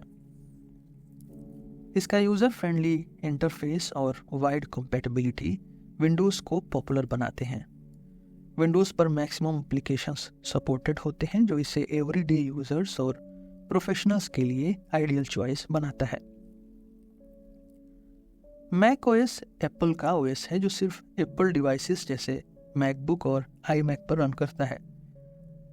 इसका डिज़ाइन और यूज़र इंटरफेस हाईली पॉलिश्ड और सिक्योर है, जो क्रिएटिव प्रोफेशनल्स और डेवलपर्स के लिए प्रीफर्ड चॉइस है। मैकओएस का क्लोज्ड इकोसिस्टम है जो सिक्योरिटी और स्टेबिलिटी के लिए अच्छा है। लिनक्स एक ओपन सोर्स ऑपरेटिंग सिस्टम है जो फ्री और कस्टमाइजेबल है। ये एडवांस्ड यूजर्स और डेवलपर्स के बीच पॉपुलर है क्योंकि इसमें कस्टमाइजेशन की फ्लेक्सिबिलिटी है। लिनक्स का इंटरफेस और कमांड्स टेक्निकल यूजर्स के लिए सूटेड हैं और ये स्टेबिलिटी और सिक्योरिटी के लिए भी प्रीफर किया जाता है। मल्टीपल डिस्ट्रीब्यूशंस हैं इसके जैसे उबंटू, फेडोरा, जो लिनक्स ओएस के अलग अलग वेरिएंट्स हैं। ऑपरेटिंग सिस्टम का मेन काम है टास्क को मैनेज करना, जिससे प्रोसेसेस और थ्रेड्स के थ्रू ऑर्गेनाइज किया जाता है। जब भी कोई एप्लीकेशन या प्रोग्राम स्टार्ट होता है, ओएस उसके लिए एक प्रोसेस क्रिएट करता है। हर प्रोसेस का अपना मेमोरी, स्पेस और रिसोर्सेस होते हैं जिससे वो इंडिपेंडेंट और ऑर्गेनाइज्ड तरीके से एग्जीक्यूट हो सके।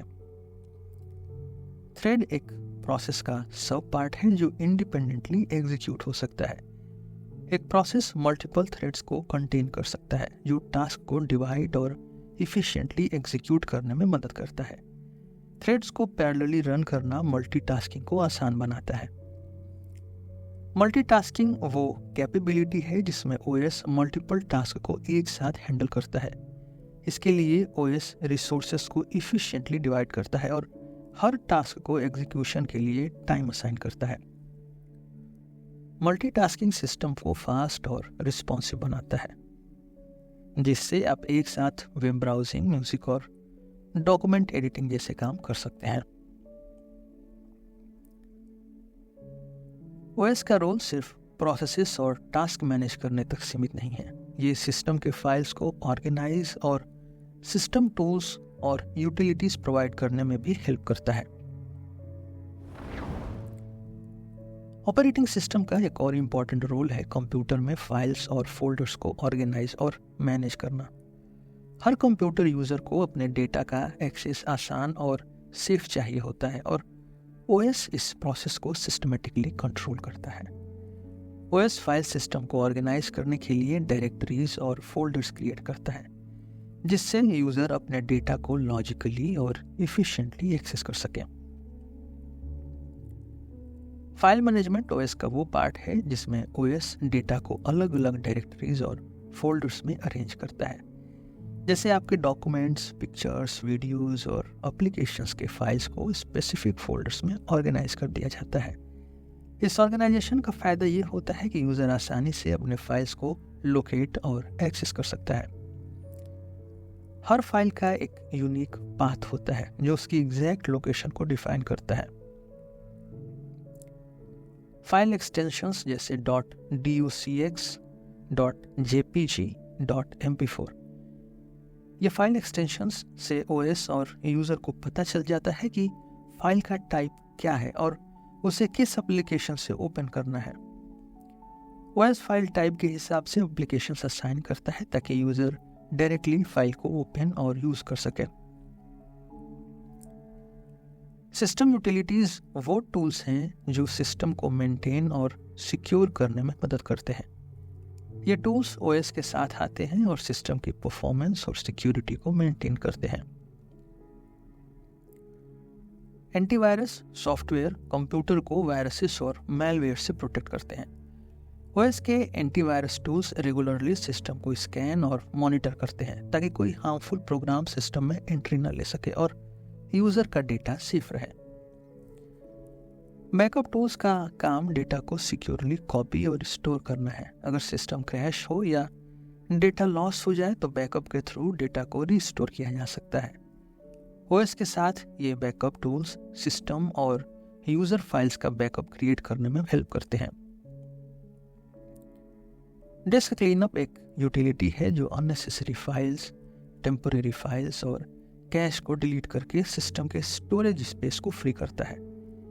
यह टूल सिस्टम परफॉर्मेंस को इंप्रूव करने में मदद करता है और सिस्टम को इफिशिएंट बनाता है। ओएस में सिक्योरिटी और एक्सेस कंट्रोल के लिए फाइल परमिशंस और यूजर अकाउंट मैनेजमेंट होता है। फाइल परमिशंस यानी हर फाइल और फोल्डर के एक्सेस को ओएस कंट्रोल करता है। परमिशंस सेट की जाती हैं जिसमें यूजर रीड, राइट और एग्जीक्यूट राइट्स को कंट्रोल कर सकता है। ये परमिशंस यूजर अकाउंट्स के बेसिस पर डिफाइन होती हैं और ये डेटा को अनऑथराइज्ड एक्सेस से प्रोटेक्ट करता है। ओएस में अलग अलग यूजर अकाउंट्स क्रिएट किए जा सकते हैं जैसे एडमिनिस्ट्रेटर और guest accounts. User accounts system security और प्राइवेसी को मैनेज करते हैं और हर यूजर को लिमिटेड या फुल एक्सेस दिया जाता है based on their account type. अब तक हमने समझा कि एक स्टैंड अलोन कंप्यूटर किस तरह से हार्डवेयर और सॉफ्टवेयर के साथ मिलकर काम करता है। लेकिन आज के टाइम में कंप्यूटर्स सिर्फ आइसोलेटेड मशीन्स नहीं हैं, ये एक नेटवर्क का पार्ट होते हैं जिससे ये डेटा एक्सचेंज कर सकते हैं और कम्युनिकेशन एस्टेब्लिश कर सकते हैं। नेटवर्किंग के कॉन्सेप्ट्स को समझना आज के डिजिटल वर्ल्ड में क्रूशियल है क्योंकि इसी के थ्रू हमारा कंप्यूटर इंटरनेट से कनेक्ट होता है और इंफॉर्मेशन शेयर करता है। नेटवर्किंग का बेसिक कॉन्सेप्ट ये है कि कंप्यूटर्स और डिवाइसेस को कनेक्ट किया जाए ताकि ये डेटा और रिसोर्सेस को शेयर कर सकें। नेटवर्क के साइज और रेंज के बेसिस पर दो मेन टाइप्स होते हैं, लैन यानी लोकल एरिया नेटवर्क और वैन यानी वाइड एरिया नेटवर्क। लैन यानी लोकल एरिया नेटवर्क एक छोटे एरिया जैसे घर, स्कूल या ऑफिस में डिवाइसेस को कनेक्ट करता है। इसमें लिमिटेड कंप्यूटर्स होते हैं जो एक ही बिल्डिंग या एरिया में लोकेटेड होते हैं। लैन के एग्जाम्पल में एक ऑफिस नेटवर्क आता है जिसमें कई कंप्यूटर्स कनेक्टेड होते हैं और एक ही प्रिंटर या इंटरनेट कनेक्शन को शेयर करते हैं। लैन में डेटा ट्रांसफर काफ़ी फास्ट होता है क्योंकि डिवाइसेस एक लिमिटेड एरिया में होती है। वाइड एरिया नेटवर्क यानी वैन, ये काफ़ी लार्ज एरिया को कवर करता है, जैसे एक सिटी, कंट्री या कॉन्टिनेंट। ये मल्टीपल लैंड्स को कनेक्ट करता है और डेटा को लॉन्ग डिस्टेंसेस तक रीच करवाता है। इंटरनेट को सबसे बड़ा वैन कहा जाता है क्योंकि ये वर्ल्ड के सबसे अलग अलग नेटवर्क्स को कनेक्ट करता है। वैन में डेटा ट्रांसफर स्पीड लैन के कंपैरिजन में स्लो होती है क्योंकि डेटा लॉन्ग डिस्टेंसेस पर ट्रेवल करता है। कंप्यूटर्स और डिवाइसेस को एक नेटवर्क में कनेक्ट करने के लिए राउटर्स और स्विचेस का यूज होता है। राउटर एक डिवाइस है जो अलग अलग नेटवर्क्स को कनेक्ट करने में मदद करती है। जब डेटा एक डिवाइस से दूसरी डिवाइस पर जाता है तो राउटर उस डेटा को राइट डेस्टिनेशन तक पहुंचाता है। राउटर्स डेटा पैकेट्स को कंट्रोल और डायरेक्ट करते हैं और इंश्योर करते हैं कि डेटा सही एड्रेस पर सही रूट से पहुंच जाए। राउटर्स का मेन काम है डेटा को ऑर्गेनाइज और डायरेक्ट करना ताकि डिवाइसेस आपस में कनेक्टेड और कम्युनिकेट कर सकें। इस कम्युनिकेशन के लिए राउटर्स आईपी एड्रेसेस का यूज करते हैं। जिस तरह हर घर का एक यूनिक एड्रेस होता है, वैसे ही हर डिवाइस का एक यूनिक आईपी एड्रेस होता है। आईपी यानी इंटरनेट प्रोटोकॉल। आईपी एड्रेस एक न्यूमेरिकल लेबल है जो डिवाइस का स्पेसिफिक एड्रेस डिफाइन करता है ताकि डेटा उस डिवाइस तक डायरेक्टली पहुंच सके। जब भी आप इंटरनेट पर कोई वेबसाइट एक्सेस करते हैं, आपका डिवाइस उस वेबसाइट के आईपी एड्रेस को लोकेट करके कनेक्ट करता है। इंटरनेट को कनेक्टेड नेटवर्क्स का नेटवर्क कहा जाता है जो डेटा को वर्ल्ड वाइड ट्रांसफर करता है। इंटरनेट में अलग अलग नेटवर्क्स जैसे लैन और वैन आपस में कनेक्टेड रहते हैं, जिससे एक ग्लोबल कम्युनिकेशन और इंफॉर्मेशन शेयरिंग पॉसिबल होती है।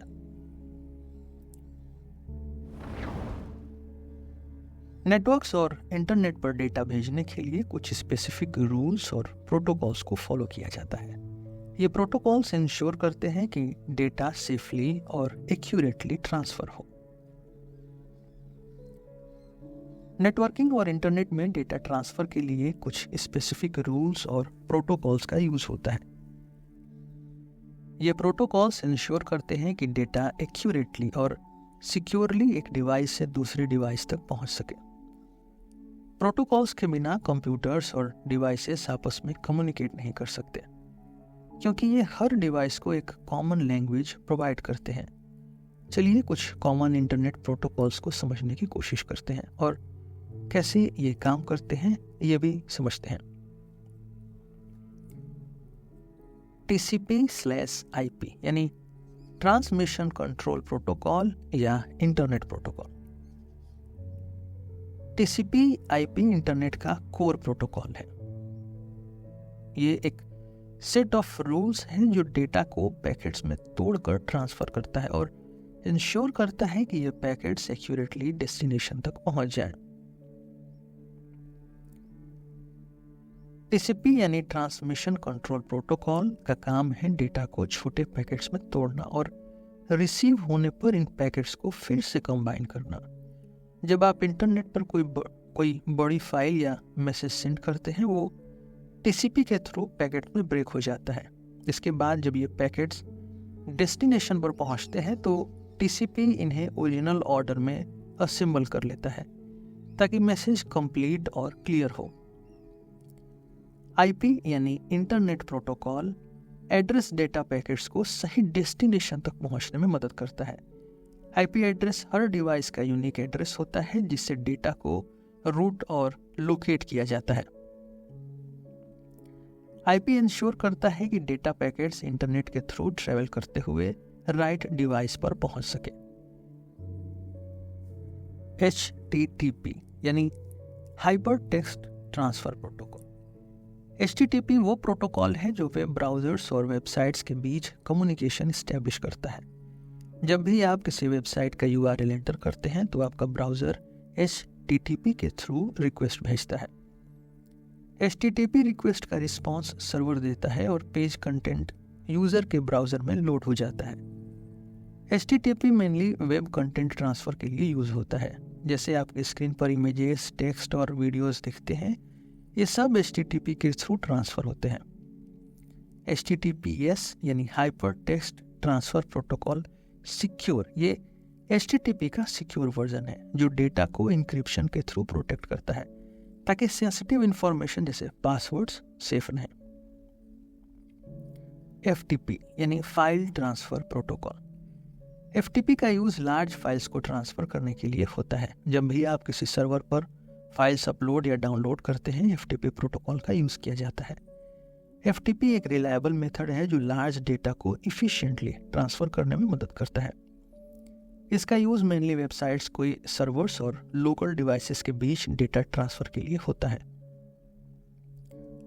FTP फाइल ट्रांसफर के लिए एक सिक्योर और फास्ट प्रोटोकॉल है जो इंटरनेट पर डॉक्यूमेंट्स, इमेजेस और वीडियोस को मूव करने में आसानी देता है। FTP क्लाइंट और सर्वर का कनेक्शन इस्टेब्लिश करता है और डेटा को बाई डायरेक्शनल यानी अपलोड और डाउनलोड के तरीके से ट्रांसफर करता है। हमने नेटवर्किंग और प्रोटोकॉल्स के बेसिक कॉन्सेप्ट को समझा, लेकिन जब आप इंटरनेट पर कोई मैसेज भेजते हैं या वेबसाइट एक्सेस करते हैं तो वो डेटा आपके डिवाइस से लेकर टारगेट डिवाइस या सर्वर तक कैसे पहुंचता है। इस प्रोसेस को समझने के लिए डेटा पैकेट्स, राउटिंग और सिक्योरिटी का कॉन्सेप्ट इंपॉर्टेंट है। चलिए स्टेप बाय स्टेप इन्हें समझने की कोशिश करते हैं। इंटरनेट पर डेटा डायरेक्टली एक साथ ट्रांसफर नहीं होता। इसकी जगह डेटा को छोटे छोटे पैकेट्स में डिवाइड किया जाता है। एक लार्ज फाइल जैसे एक ईमेल या इमेज छोटे डेटा पैकेट्स में ब्रेक हो जाती है। हर पैकेट के अंदर कुछ बाइट्स का डेटा होता है और एक हेडर होता है जो उसके ओरिजिन, डेस्टिनेशन और सीक्वेंस नंबर को स्पेसिफाई करता है।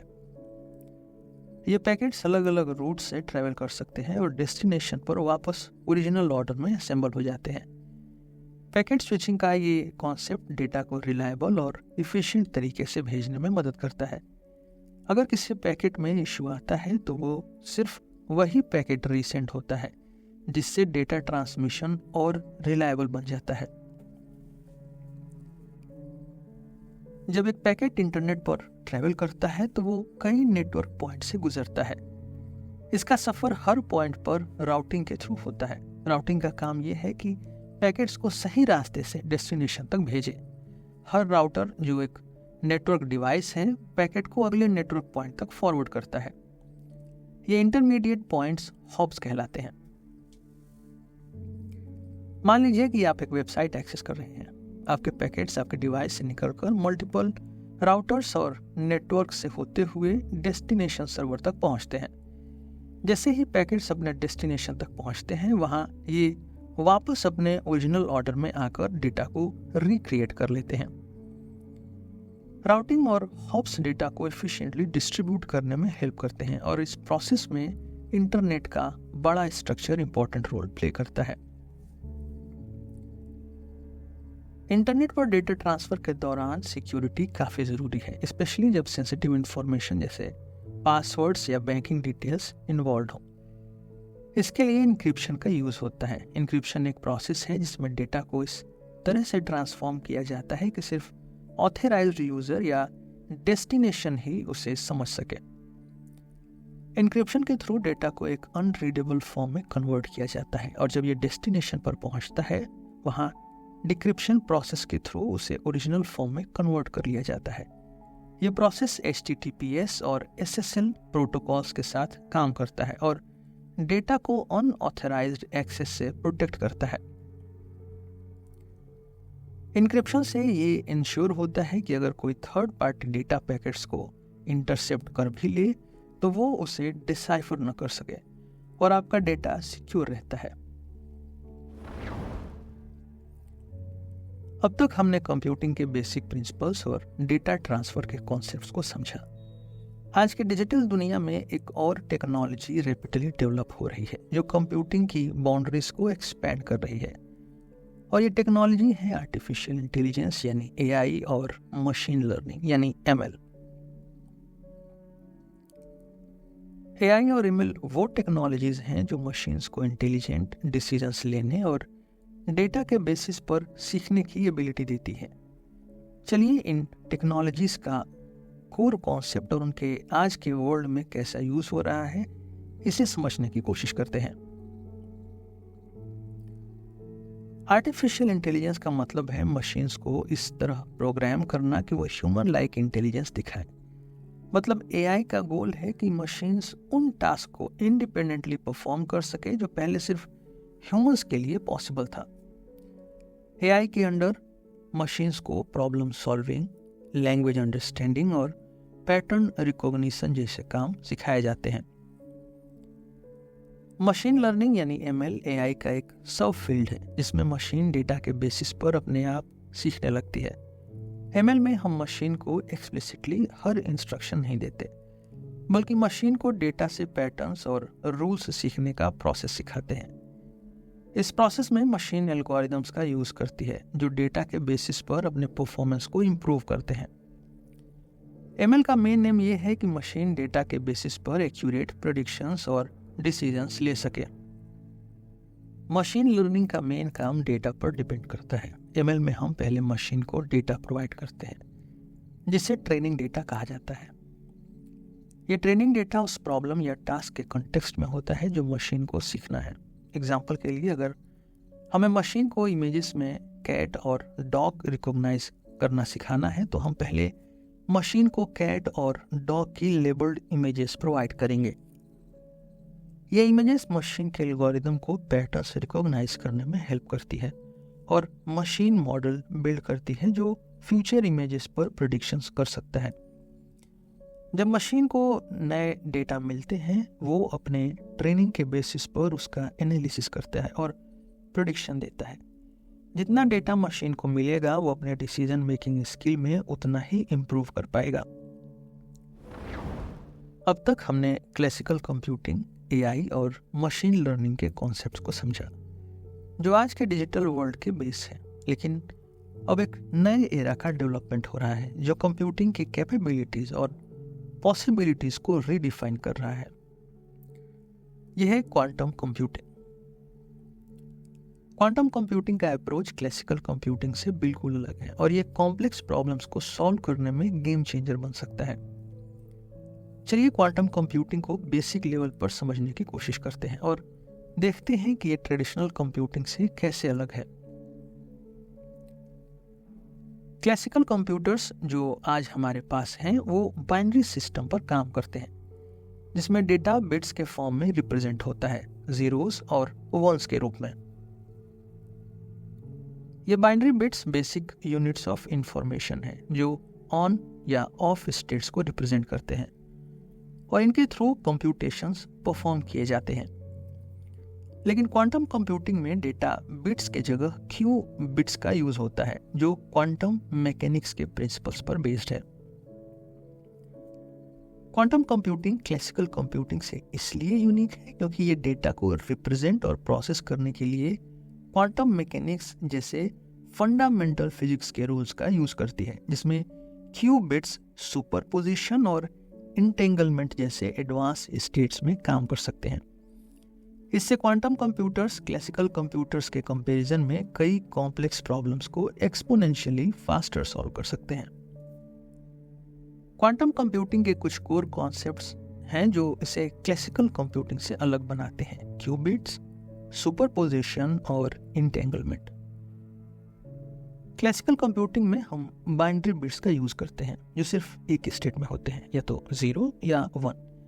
लेकिन क्वांटम कंप्यूटिंग में क्यू बिट्स का यूज होता है जो क्वांटम पार्टिकल्स जैसे इलेक्ट्रॉन्स या फोटॉन्स को रिप्रेजेंट करते हैं। क्यू बिट्स साइमल्टेनियसली 0 और 1 दोनों स्टेट में हो सकते हैं जो इनकी कंप्यूटेशनल पावर को बढ़ा देता है। सुपरपोजिशन क्वांटम कंप्यूटिंग का वो कॉन्सेप्ट है जिसमें क्यू बिट्स एक ही टाइम में 0 और 1 दोनों स्टेट्स में एग्जिस्ट कर सकते हैं। मतलब जब तक आप क्यू बिट की स्टेट को मेजर नहीं करते वो मल्टीपल स्टेट्स में रह सकता है। सुपरपोजिशन का ये प्रॉपर्टी क्वांटम कंप्यूटर्स को कई कॉम्प्लेक्स कैलकुलेशंस को एक ही बार में प्रोसेस करने की कैपेबिलिटी देती है जो क्लासिकल कंप्यूटर्स के लिए इम्पॉसिबल था। एंटेंगलमेंट एक और क्वांटम प्रॉपर्टी है जिसमें दो क्यूबिट्स आपस में स्ट्रांगली कनेक्टेड हो सकते हैं। अगर आप इनमें से एक क्यूबिट की स्टेट को चेंज करते हैं तो दूसरी क्यूबिट की स्टेट भी इंस्टेंटली चेंज हो जाती है, चाहे वो कितना भी दूर हो। ये प्रॉपर्टी क्वांटम कंप्यूटर्स में कॉम्प्लेक्स कंप्यूटेशंस और फास्ट कम्युनिकेशन को इनेबल करती है, जो ट्रेडिशनल कंप्यूटर्स में नहीं होती। ये क्वांटम प्रॉपर्टीज मिलकर क्वांटम कंप्यूटर्स को एक नए लेवल के पावर और स्पीड देती है, जो स्पेसिफिक प्रॉब्लम्स को सॉल्व करने में इफिशिएंट होते हैं। क्वांटम कंप्यूटिंग का एप्लीकेशन पोटेंशियल कई फील्ड्स में है और ये कई ऐसे प्रॉब्लम्स को सॉल्व कर सकता है जो आज के क्लासिकल कंप्यूटर्स के लिए बहुत मुश्किल है। इनमें से cryptography, drug discovery, optimisation problems और आर्टिफिशियल इंटेलिजेंस और मशीन लर्निंग शामिल है। आज के इंक्रिप्शन एल्गोरिदम्स जो सिक्योर कम्युनिकेशन के लिए यूज होते हैं, क्वांटम कंप्यूटिंग के आने से ऑब्सोलीट हो सकते हैं, क्योंकि quantum computers easily complex encryption को ब्रेक कर सकते हैं। लेकिन इसी टेक्नोलॉजी का यूज क्वांटम इंक्रिप्शन के डेवलपमेंट में भी हो सकता है, जो एक और लेवल की सिक्योरिटी प्रोवाइड कर सकता है। क्वांटम कंप्यूटिंग का यूज केमिकल रिएक्शंस और मॉलिक्यूलर स्ट्रक्चर्स को एक्यूरेटली सिमुलेट करने में किया जा सकता है। ड्रग डिस्कवरी और मेडिकल रिसर्च में ये एफिशिएंट और फास्ट ड्रग टेस्टिंग और डेवलपमेंट को इनेबल कर सकता है, जो आज के कंप्यूटर्स के लिए काफी टाइम कंज्यूमिंग होता है। क्वांटम कंप्यूटर्स ऑप्टिमाइजेशन प्रॉब्लम्स को क्विकली सॉल्व कर सकते हैं। एयरलाइंस के फ्लाइट स्केड्यूल से लेकर सप्लाई चेन्स के लॉजिस्टिक तक कई कॉम्प्लेक्स सिस्टम्स को इफिशिएंटली मैनेज कर सकते हैं, जिससे इंडस्ट्रीज में प्रोडक्टिविटी और इफिशिएंसी बढ़ेगी। क्वांटम कंप्यूटिंग का एआई और एमएल के फील्ड में भी पोटेंशियल है। ये फास्टर डेटा प्रोसेसिंग और लार्ज डेटा सेट्स के एनालिसिस को इनेबल करेगा, जो एआई को नए कैपेबिलिटीज और एडवांस्ड डिसीजन मेकिंग तक ले जा सकता है। क्वांटम कंप्यूटिंग अभी अर्ली स्टेजेस में है, लेकिन इसका इम्पैक्ट कई इंडस्ट्रीज और रिसर्च फील्ड्स में बहुत सिग्निफिकेंट होगा। जैसे जैसे ये टेक्नोलॉजी डेवलप हो रही है, हम एक नए एरा में एंटर कर रहे हैं, जहाँ क्वांटम मशीन्स हमें नए चैलेंजेस और इनोवेशंस के सॉल्यूशंस प्रोवाइड करेंगी। अब हम कंप्यूटिंग के नए एरा में एंटर हो रहे हैं, जहां एआई और क्वांटम कंप्यूटिंग जैसे टेक्नोलॉजीज पोटेंशियल और चैलेंजेस दोनों लेकर आती हैं। इन टेक्नोलॉजीज के एडवांसमेंट्स के साथ कुछ इंपॉर्टेंट एथिकल कंसिडरेशंस भी उठते हैं, जो हमें फ्यूचर कंप्यूटिंग के डेवलपमेंट में ध्यान में रखने चाहिए। आइए हम ब्रीफली एआई, डेटा प्राइवेसी और सिक्योरिटी के एथिकल एस्पेक्ट्स और फ्यूचर कंप्यूटिंग के पोटेंशियल पे थोड़ी बात करते हैं। एआई के एप्लीकेशंस जैसे फेशियल रिकॉग्निशन, रिकमेंडेशन सिस्टम्स और वर्चुअल असिस्टेंट्स आज के डेली लाइफ का हिस्सा बन चुके हैं। लेकिन एआई के ग्रोथ के साथ कुछ इथिकल चैलेंजेस भी सामने आए हैं। बायस और फेयरनेस। एआई मॉडल्स वो डेटा यूज करते हैं जिसमें वो ट्रेन हुए होते हैं। अगर ट्रेनिंग डेटा बायस्ड है तो एआई सिस्टम्स भी बायस्ड डिसीजन मेकिंग कर सकते हैं, जिससे अनफेयर ट्रीटमेंट या डिस्क्रिमिनेशन हो सकता है। इसलिए एआई सिस्टम्स को डेवलप करते वक्त उनका डेटा डाइवर्स और अनबायस्ड होना चाहिए, ताकि सबके साथ फेयर ट्रीटमेंट हो। Job displacement. एआई और ऑटोमेशन के आने से कई ट्रेडिशनल जॉब्स रिप्लेस हो रही हैं, जो एम्प्लॉयमेंट और इकोनॉमी पर सिग्निफिकेंट इम्पैक्ट डाल सकते हैं। यहाँ इथिकल रिस्पॉन्सिबिलिटी बनती है कि एआई के साथ ह्यूमन जॉब्स को बैलेंस किया जाए और जो लोग इम्पैक्टेड होते हैं उनके लिए नए अपॉर्चुनिटीज और ट्रेनिंग एवेन्यूज क्रिएट किए जाएं। ऑटोनॉमी और कंट्रोल। एआई के एडवांस्ड एप्लीकेशंस जैसे ऑटोनोमस व्हीकल्स और डिसीजन मेकिंग सिस्टम्स में ह्यूमन इंटरवेंशन का कम होना एक चैलेंज है। अगर AI systems completely self controlled हो जाएं तो उनके गलत डिसीजंस को कंट्रोल या अंडू करना मुश्किल हो सकता है। इसलिए ट्रांसपेरेंसी और अकाउंटेबिलिटी को एआई डेवलपमेंट का हिस्सा बनाना जरूरी है।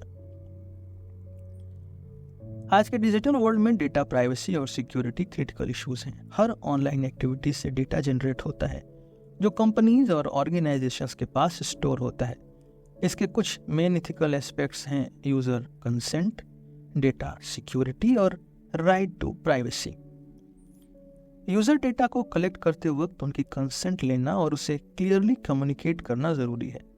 कई बार कंपनीज डेटा को ऐसे कलेक्ट करती हैं जो यूजर के नॉलेज के बिना होता है, जो अनइथिकल है।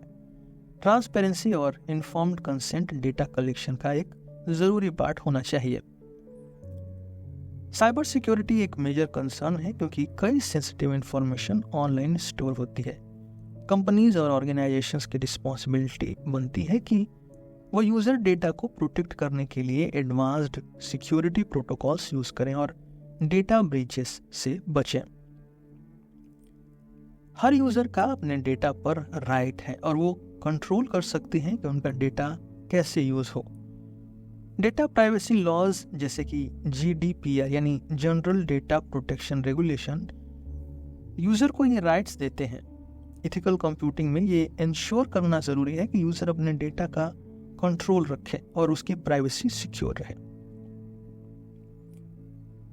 कंप्यूटिंग के फ्यूचर में कई नए पॉसिबिलिटीज और इनोवेशंस हैं जो टेक्नोलॉजी को और भी एडवांस्ड और इंक्लूसिव बनाएंगे। क्वांटम कंप्यूटिंग अभी इनिशियल स्टेजेस में है, लेकिन आगे चलकर ये स्पेसिफिक कॉम्प्लेक्स प्रॉब्लम्स को सॉल्व करने के लिए एडवांस्ड सॉल्यूशंस प्रोवाइड कर सकती है। क्वांटम कंप्यूटिंग के एप्लीकेशंस मेडिसिन, क्रिप्टोग्राफी और इन्वायरमेंटल साइंसेस में काफ़ी बड़े होंगे, लेकिन इसके साथ साथ नए इथिकल प्रोटोकॉल्स भी बनाने होंगे। AI और ML के ग्रोथ के साथ हम और भी इंटेलिजेंट सिस्टम्स देख सकते हैं जो प्रेडिक्टिव एनालिसिस, हेल्थ केयर और पर्सनलाइज्ड लर्निंग में ट्रांसफॉर्मेशन ले सकते हैं। लेकिन AI को इथिकल फ्रेमवर्क के साथ डेवलप करना ज़रूरी है ताकि ये रिस्पॉन्सिबल और फेयर आउटकम्स दे। Sustainable computing. फ्यूचर कंप्यूटिंग में सस्टेनेबिलिटी एक इम्पॉर्टेंट फोकस एरिया होगा। हाई पावर कंप्यूटिंग जैसे डेटा सेंटर्स और क्वांटम कंप्यूटर्स के कार्बन फुटप्रिंट्स को मिनिमाइज करना और रिन्यूएबल एनर्जी रिसोर्सेज का यूज करना जरूरी है। ये एनवायरमेंटल एथिक्स का हिस्सा होगा जो फ्यूचर कंप्यूटिंग को इको फ्रेंडली और रिस्पॉन्सिबल बनाएगा। कंप्यूटिंग का फ्यूचर एक्साइटिंग पॉसिबिलिटी से भरा है, लेकिन साथ ही इथिकल और रिस्पॉन्सिबल प्रैक्टिसेस का मेंटेन करना उतना ही इम्पोर्टेंट है। यह बैलेंस फ्यूचर कंप्यूटिंग को इम्पैक्टफुल और फेयर बनाएगा और नए इनोवेशंस को ह्यूमन सेंटर्ड डायरेक्शन में गाइड करेगा।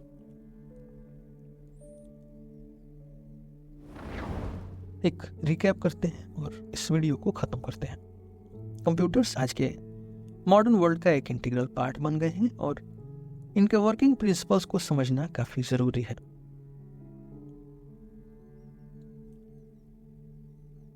कंप्यूटर्स वो मशीन्स हैं जो इनपुट को प्रोसेस करके आउटपुट में कन्वर्ट करते हैं। हर कंप्यूटर का बेसिक काम डेटा को प्रोसेस करना है, चाहे वो मोबाइल फोन हो, लैपटॉप हो या सुपर कंप्यूटर। बेसिक स्ट्रक्चर में एक कंप्यूटर इनपुट डिवाइसेस यानी कीबोर्ड, माउस, प्रोसेसिंग यूनिट यानी CPU, मेमोरी और आउटपुट डिवाइसेस जैसे मॉनिटर और प्रिंटर पर डिपेंड करता है। कंप्यूटर्स की लैंग्वेज बाइनरी होती है जो सिर्फ 0 और 1 के फॉर्म में डेटा को स्टोर और प्रोसेस करती है।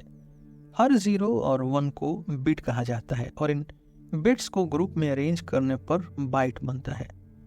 कंप्यूटर्स कैसे बाइनरी को प्रोसेस करते हैं ये समझने के लिए लॉजिक गेट्स का कॉन्सेप्ट इंपॉर्टेंट है, जैसे एंड, और नॉट गेट्स। ये गेट्स बाइनरी इनपुट्स पर काम करते हैं और डिजायर्ड आउटपुट देते हैं जिससे डेटा प्रोसेस होता है। कंप्यूटर के मेन पार्ट्स में CPU, मेमोरी और स्टोरेज आते हैं। CPU यानी सेंट्रल प्रोसेसिंग यूनिट। CPU को कंप्यूटर का ब्रेन कहा जाता है जो सारी कैलकुलेशंस और प्रोसेसेस को हैंडल करता है। CPU के 2 मेन कंपोनेंट्स होते हैं, ALU यानी अरिथमेटिक लॉजिक यूनिट्स जो मैथमेटिकल ऑपरेशंस को परफॉर्म करता है, और CU यानी कंट्रोल यूनिट जो सारी एक्टिविटीज को कंट्रोल और कोऑर्डिनेट करता है। RAM यानी रैंडम एक्सेस मेमोरी डेटा को टेम्पोरेरी बेसिस पर होल्ड करती है, जबकि स्टोरेज डिवाइसेस जैसे HDDs और SSDs डेटा को परमानेंटली स्टोर करते हैं। कैश मेमोरी CPU के पास होती है जो फ्रीक्वेंटली यूज्ड डेटा को फास्ट एक्सेस के लिए स्टोर करती है। हर हार्डवेयर को ऑपरेट करने के लिए सॉफ्टवेयर की ज़रूरत होती है। सॉफ्टवेयर मेनली दो तरह का होता है, सिस्टम सॉफ्टवेयर जैसे ऑपरेटिंग सिस्टम और एप्लीकेशन सॉफ्टवेयर जैसे वर्ड प्रोसेसर्स या वेब ब्राउजर्स। ओएस जैसे विंडोज़, मैक ओएस और लिनक्स हार्डवेयर और यूज़र के बीच ब्रिज का काम करते हैं और रिसोर्सेस को मैनेज करते हैं। फाइल मैनेजमेंट और सिक्योरिटी ओएस के इम्पॉर्टेंट रोल्स हैं। सिस्टम यूटिलिटीज़ जैसे एंटीवायरस और बैकअप टूल्स ओएस के साथ इंटीग्रेटेड होते हैं, जो डेटा को सिक्योर और सिस्टम को ऑप्टिमाइज रखते हैं। कंप्यूटर्स आज के समय में अकेले आइसोलेटेड मशीन नहीं हैं। नेटवर्किंग के कॉन्सेप्ट के थ्रू ये एक दूसरे से कनेक्ट और कम्युनिकेट कर सकते हैं। लैन यानी लोकल एरिया नेटवर्क और वैन यानी वाइड एरिया नेटवर्क के दो कॉमन टाइप्स हैं जो अलग रेंज और एरिया के डिवाइसेस को कनेक्ट करते हैं। इंटरनेट जो एक ग्लोबल वैन है, मल्टीपल नेटवर्क्स को जोड़ता है और डेटा को वर्ल्ड वाइड ट्रांसफर करता है। डेटा ट्रांसफर के लिए TCP/IP प्रोटोकॉल्स का यूज होता है, जो डेटा को छोटे पैकेट्स में तोड़ के ट्रांसफर करता है और इंश्योर करता है कि पैकेट्स डेस्टिनेशन तक एक्यूरेटली पहुंच जाए। HTTP वेब ब्राउजिंग के लिए और FTP फाइल ट्रांसफर के लिए ऐसे प्रोटोकॉल्स भी इंटरनेट पर कम्युनिकेशन को फैसिलिटेट करते हैं। इंटरनेट पर डेटा ट्रैवल करते वक्त पैकेट्स मल्टीपल पॉइंट से गुजरकर डेस्टिनेशन तक पहुंचते हैं, जिसे रूटिंग कहते हैं। हर नेटवर्क पॉइंट जिसे पैकेट क्रॉस करता है उसे हॉप कहते हैं। डेटा की सिक्योरिटी के लिए इंक्रिप्शन का यूज होता है, जिसमें डेटा को अनरीडेबल फॉर्म में कन्वर्ट किया जाता है ताकि अनऑथराइज्ड एक्सेस से बचा रहे। HTTPS और SSL प्रोटोकॉल्स सिक्योर ट्रांसमिशन के लिए कॉमनली यूज होते हैं। आर्टिफिशियल इंटेलिजेंस यानी AI और मशीन लर्निंग यानी ML आज कंप्यूटिंग में रिवोल्यूशनरी डेवलपमेंट्स हैं। AI वो टेक्नोलॉजी है जिसमें मशीन्स को ह्यूमन लाइक डिसीजन मेकिंग और प्रॉब्लम सॉल्विंग कैपेबिलिटीज सिखाई जाती हैं। ML एक सब फील्ड है जो डेटा के बेसिस पर मशीन्स को सेल्फ लर्निंग और इम्प्रूवमेंट का प्रोसेस प्रोवाइड करती है। आज AI को वर्चुअल असिस्टेंट्स, रिकमेंडेशन सिस्टम्स और AI चैटबॉट्स में एक्सटेंसिव यूज किया जाता है, जो हमारी डेली लाइफ को इजी और पर्सनलाइज्ड बनाता है। क्वांटम कंप्यूटिंग क्लासिकल कंप्यूटर्स से बिल्कुल अलग अप्रोच फॉलो करते हैं और ये क्वांटम मैकेनिक्स के प्रिंसिपल्स पर बेस्ड हैं। क्लासिकल कंप्यूटर्स बाइनरी यानी 0 और 1 बिट्स पर काम करते हैं, लेकिन क्वांटम कंप्यूटर्स क्यूबिट पर डिपेंड करते हैं, जो एक ही टाइम में 0 और 1 दोनों स्टेट्स होल्ड कर सकते हैं। सुपरपोजिशन और एंटेंगलमेंट क्वांटम कंप्यूटिंग के फंडामेंटल प्रॉपर्टीज हैं जो कॉम्प्लेक्स प्रॉब्लम्स को एक्सपोनेंशियल स्पीड से सॉल्व करने में मदद करते हैं। क्वांटम कंप्यूटिंग का फ्यूचर एप्लीकेशंस में क्रिप्टोग्राफी, ड्रग डिस्कवरी और AI में काफी पोटेंशियल है।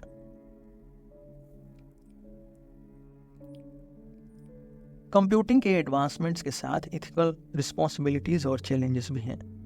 AI और ML का यूज के साथ डेटा प्राइवेसी, सिक्योरिटी और बायस का क्वेश्चन इंपॉर्टेंट हो जाता है।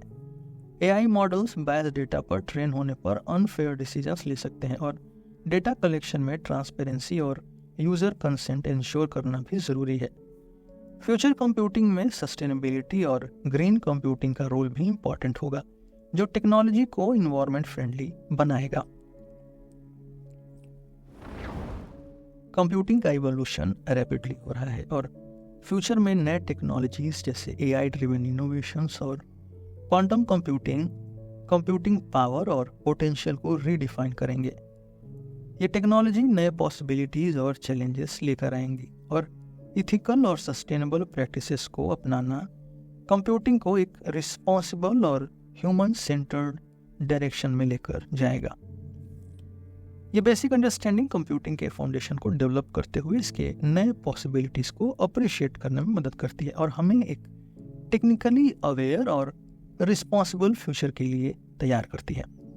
आज के लिए बस इतना ही। हम फिर मिलेंगे आपसे एक नए एपिसोड में एक नए टॉपिक के साथ। मेरा नाम है रोहित और आप देख रहे थे सिलेबस विथ रोहित। धन्यवाद।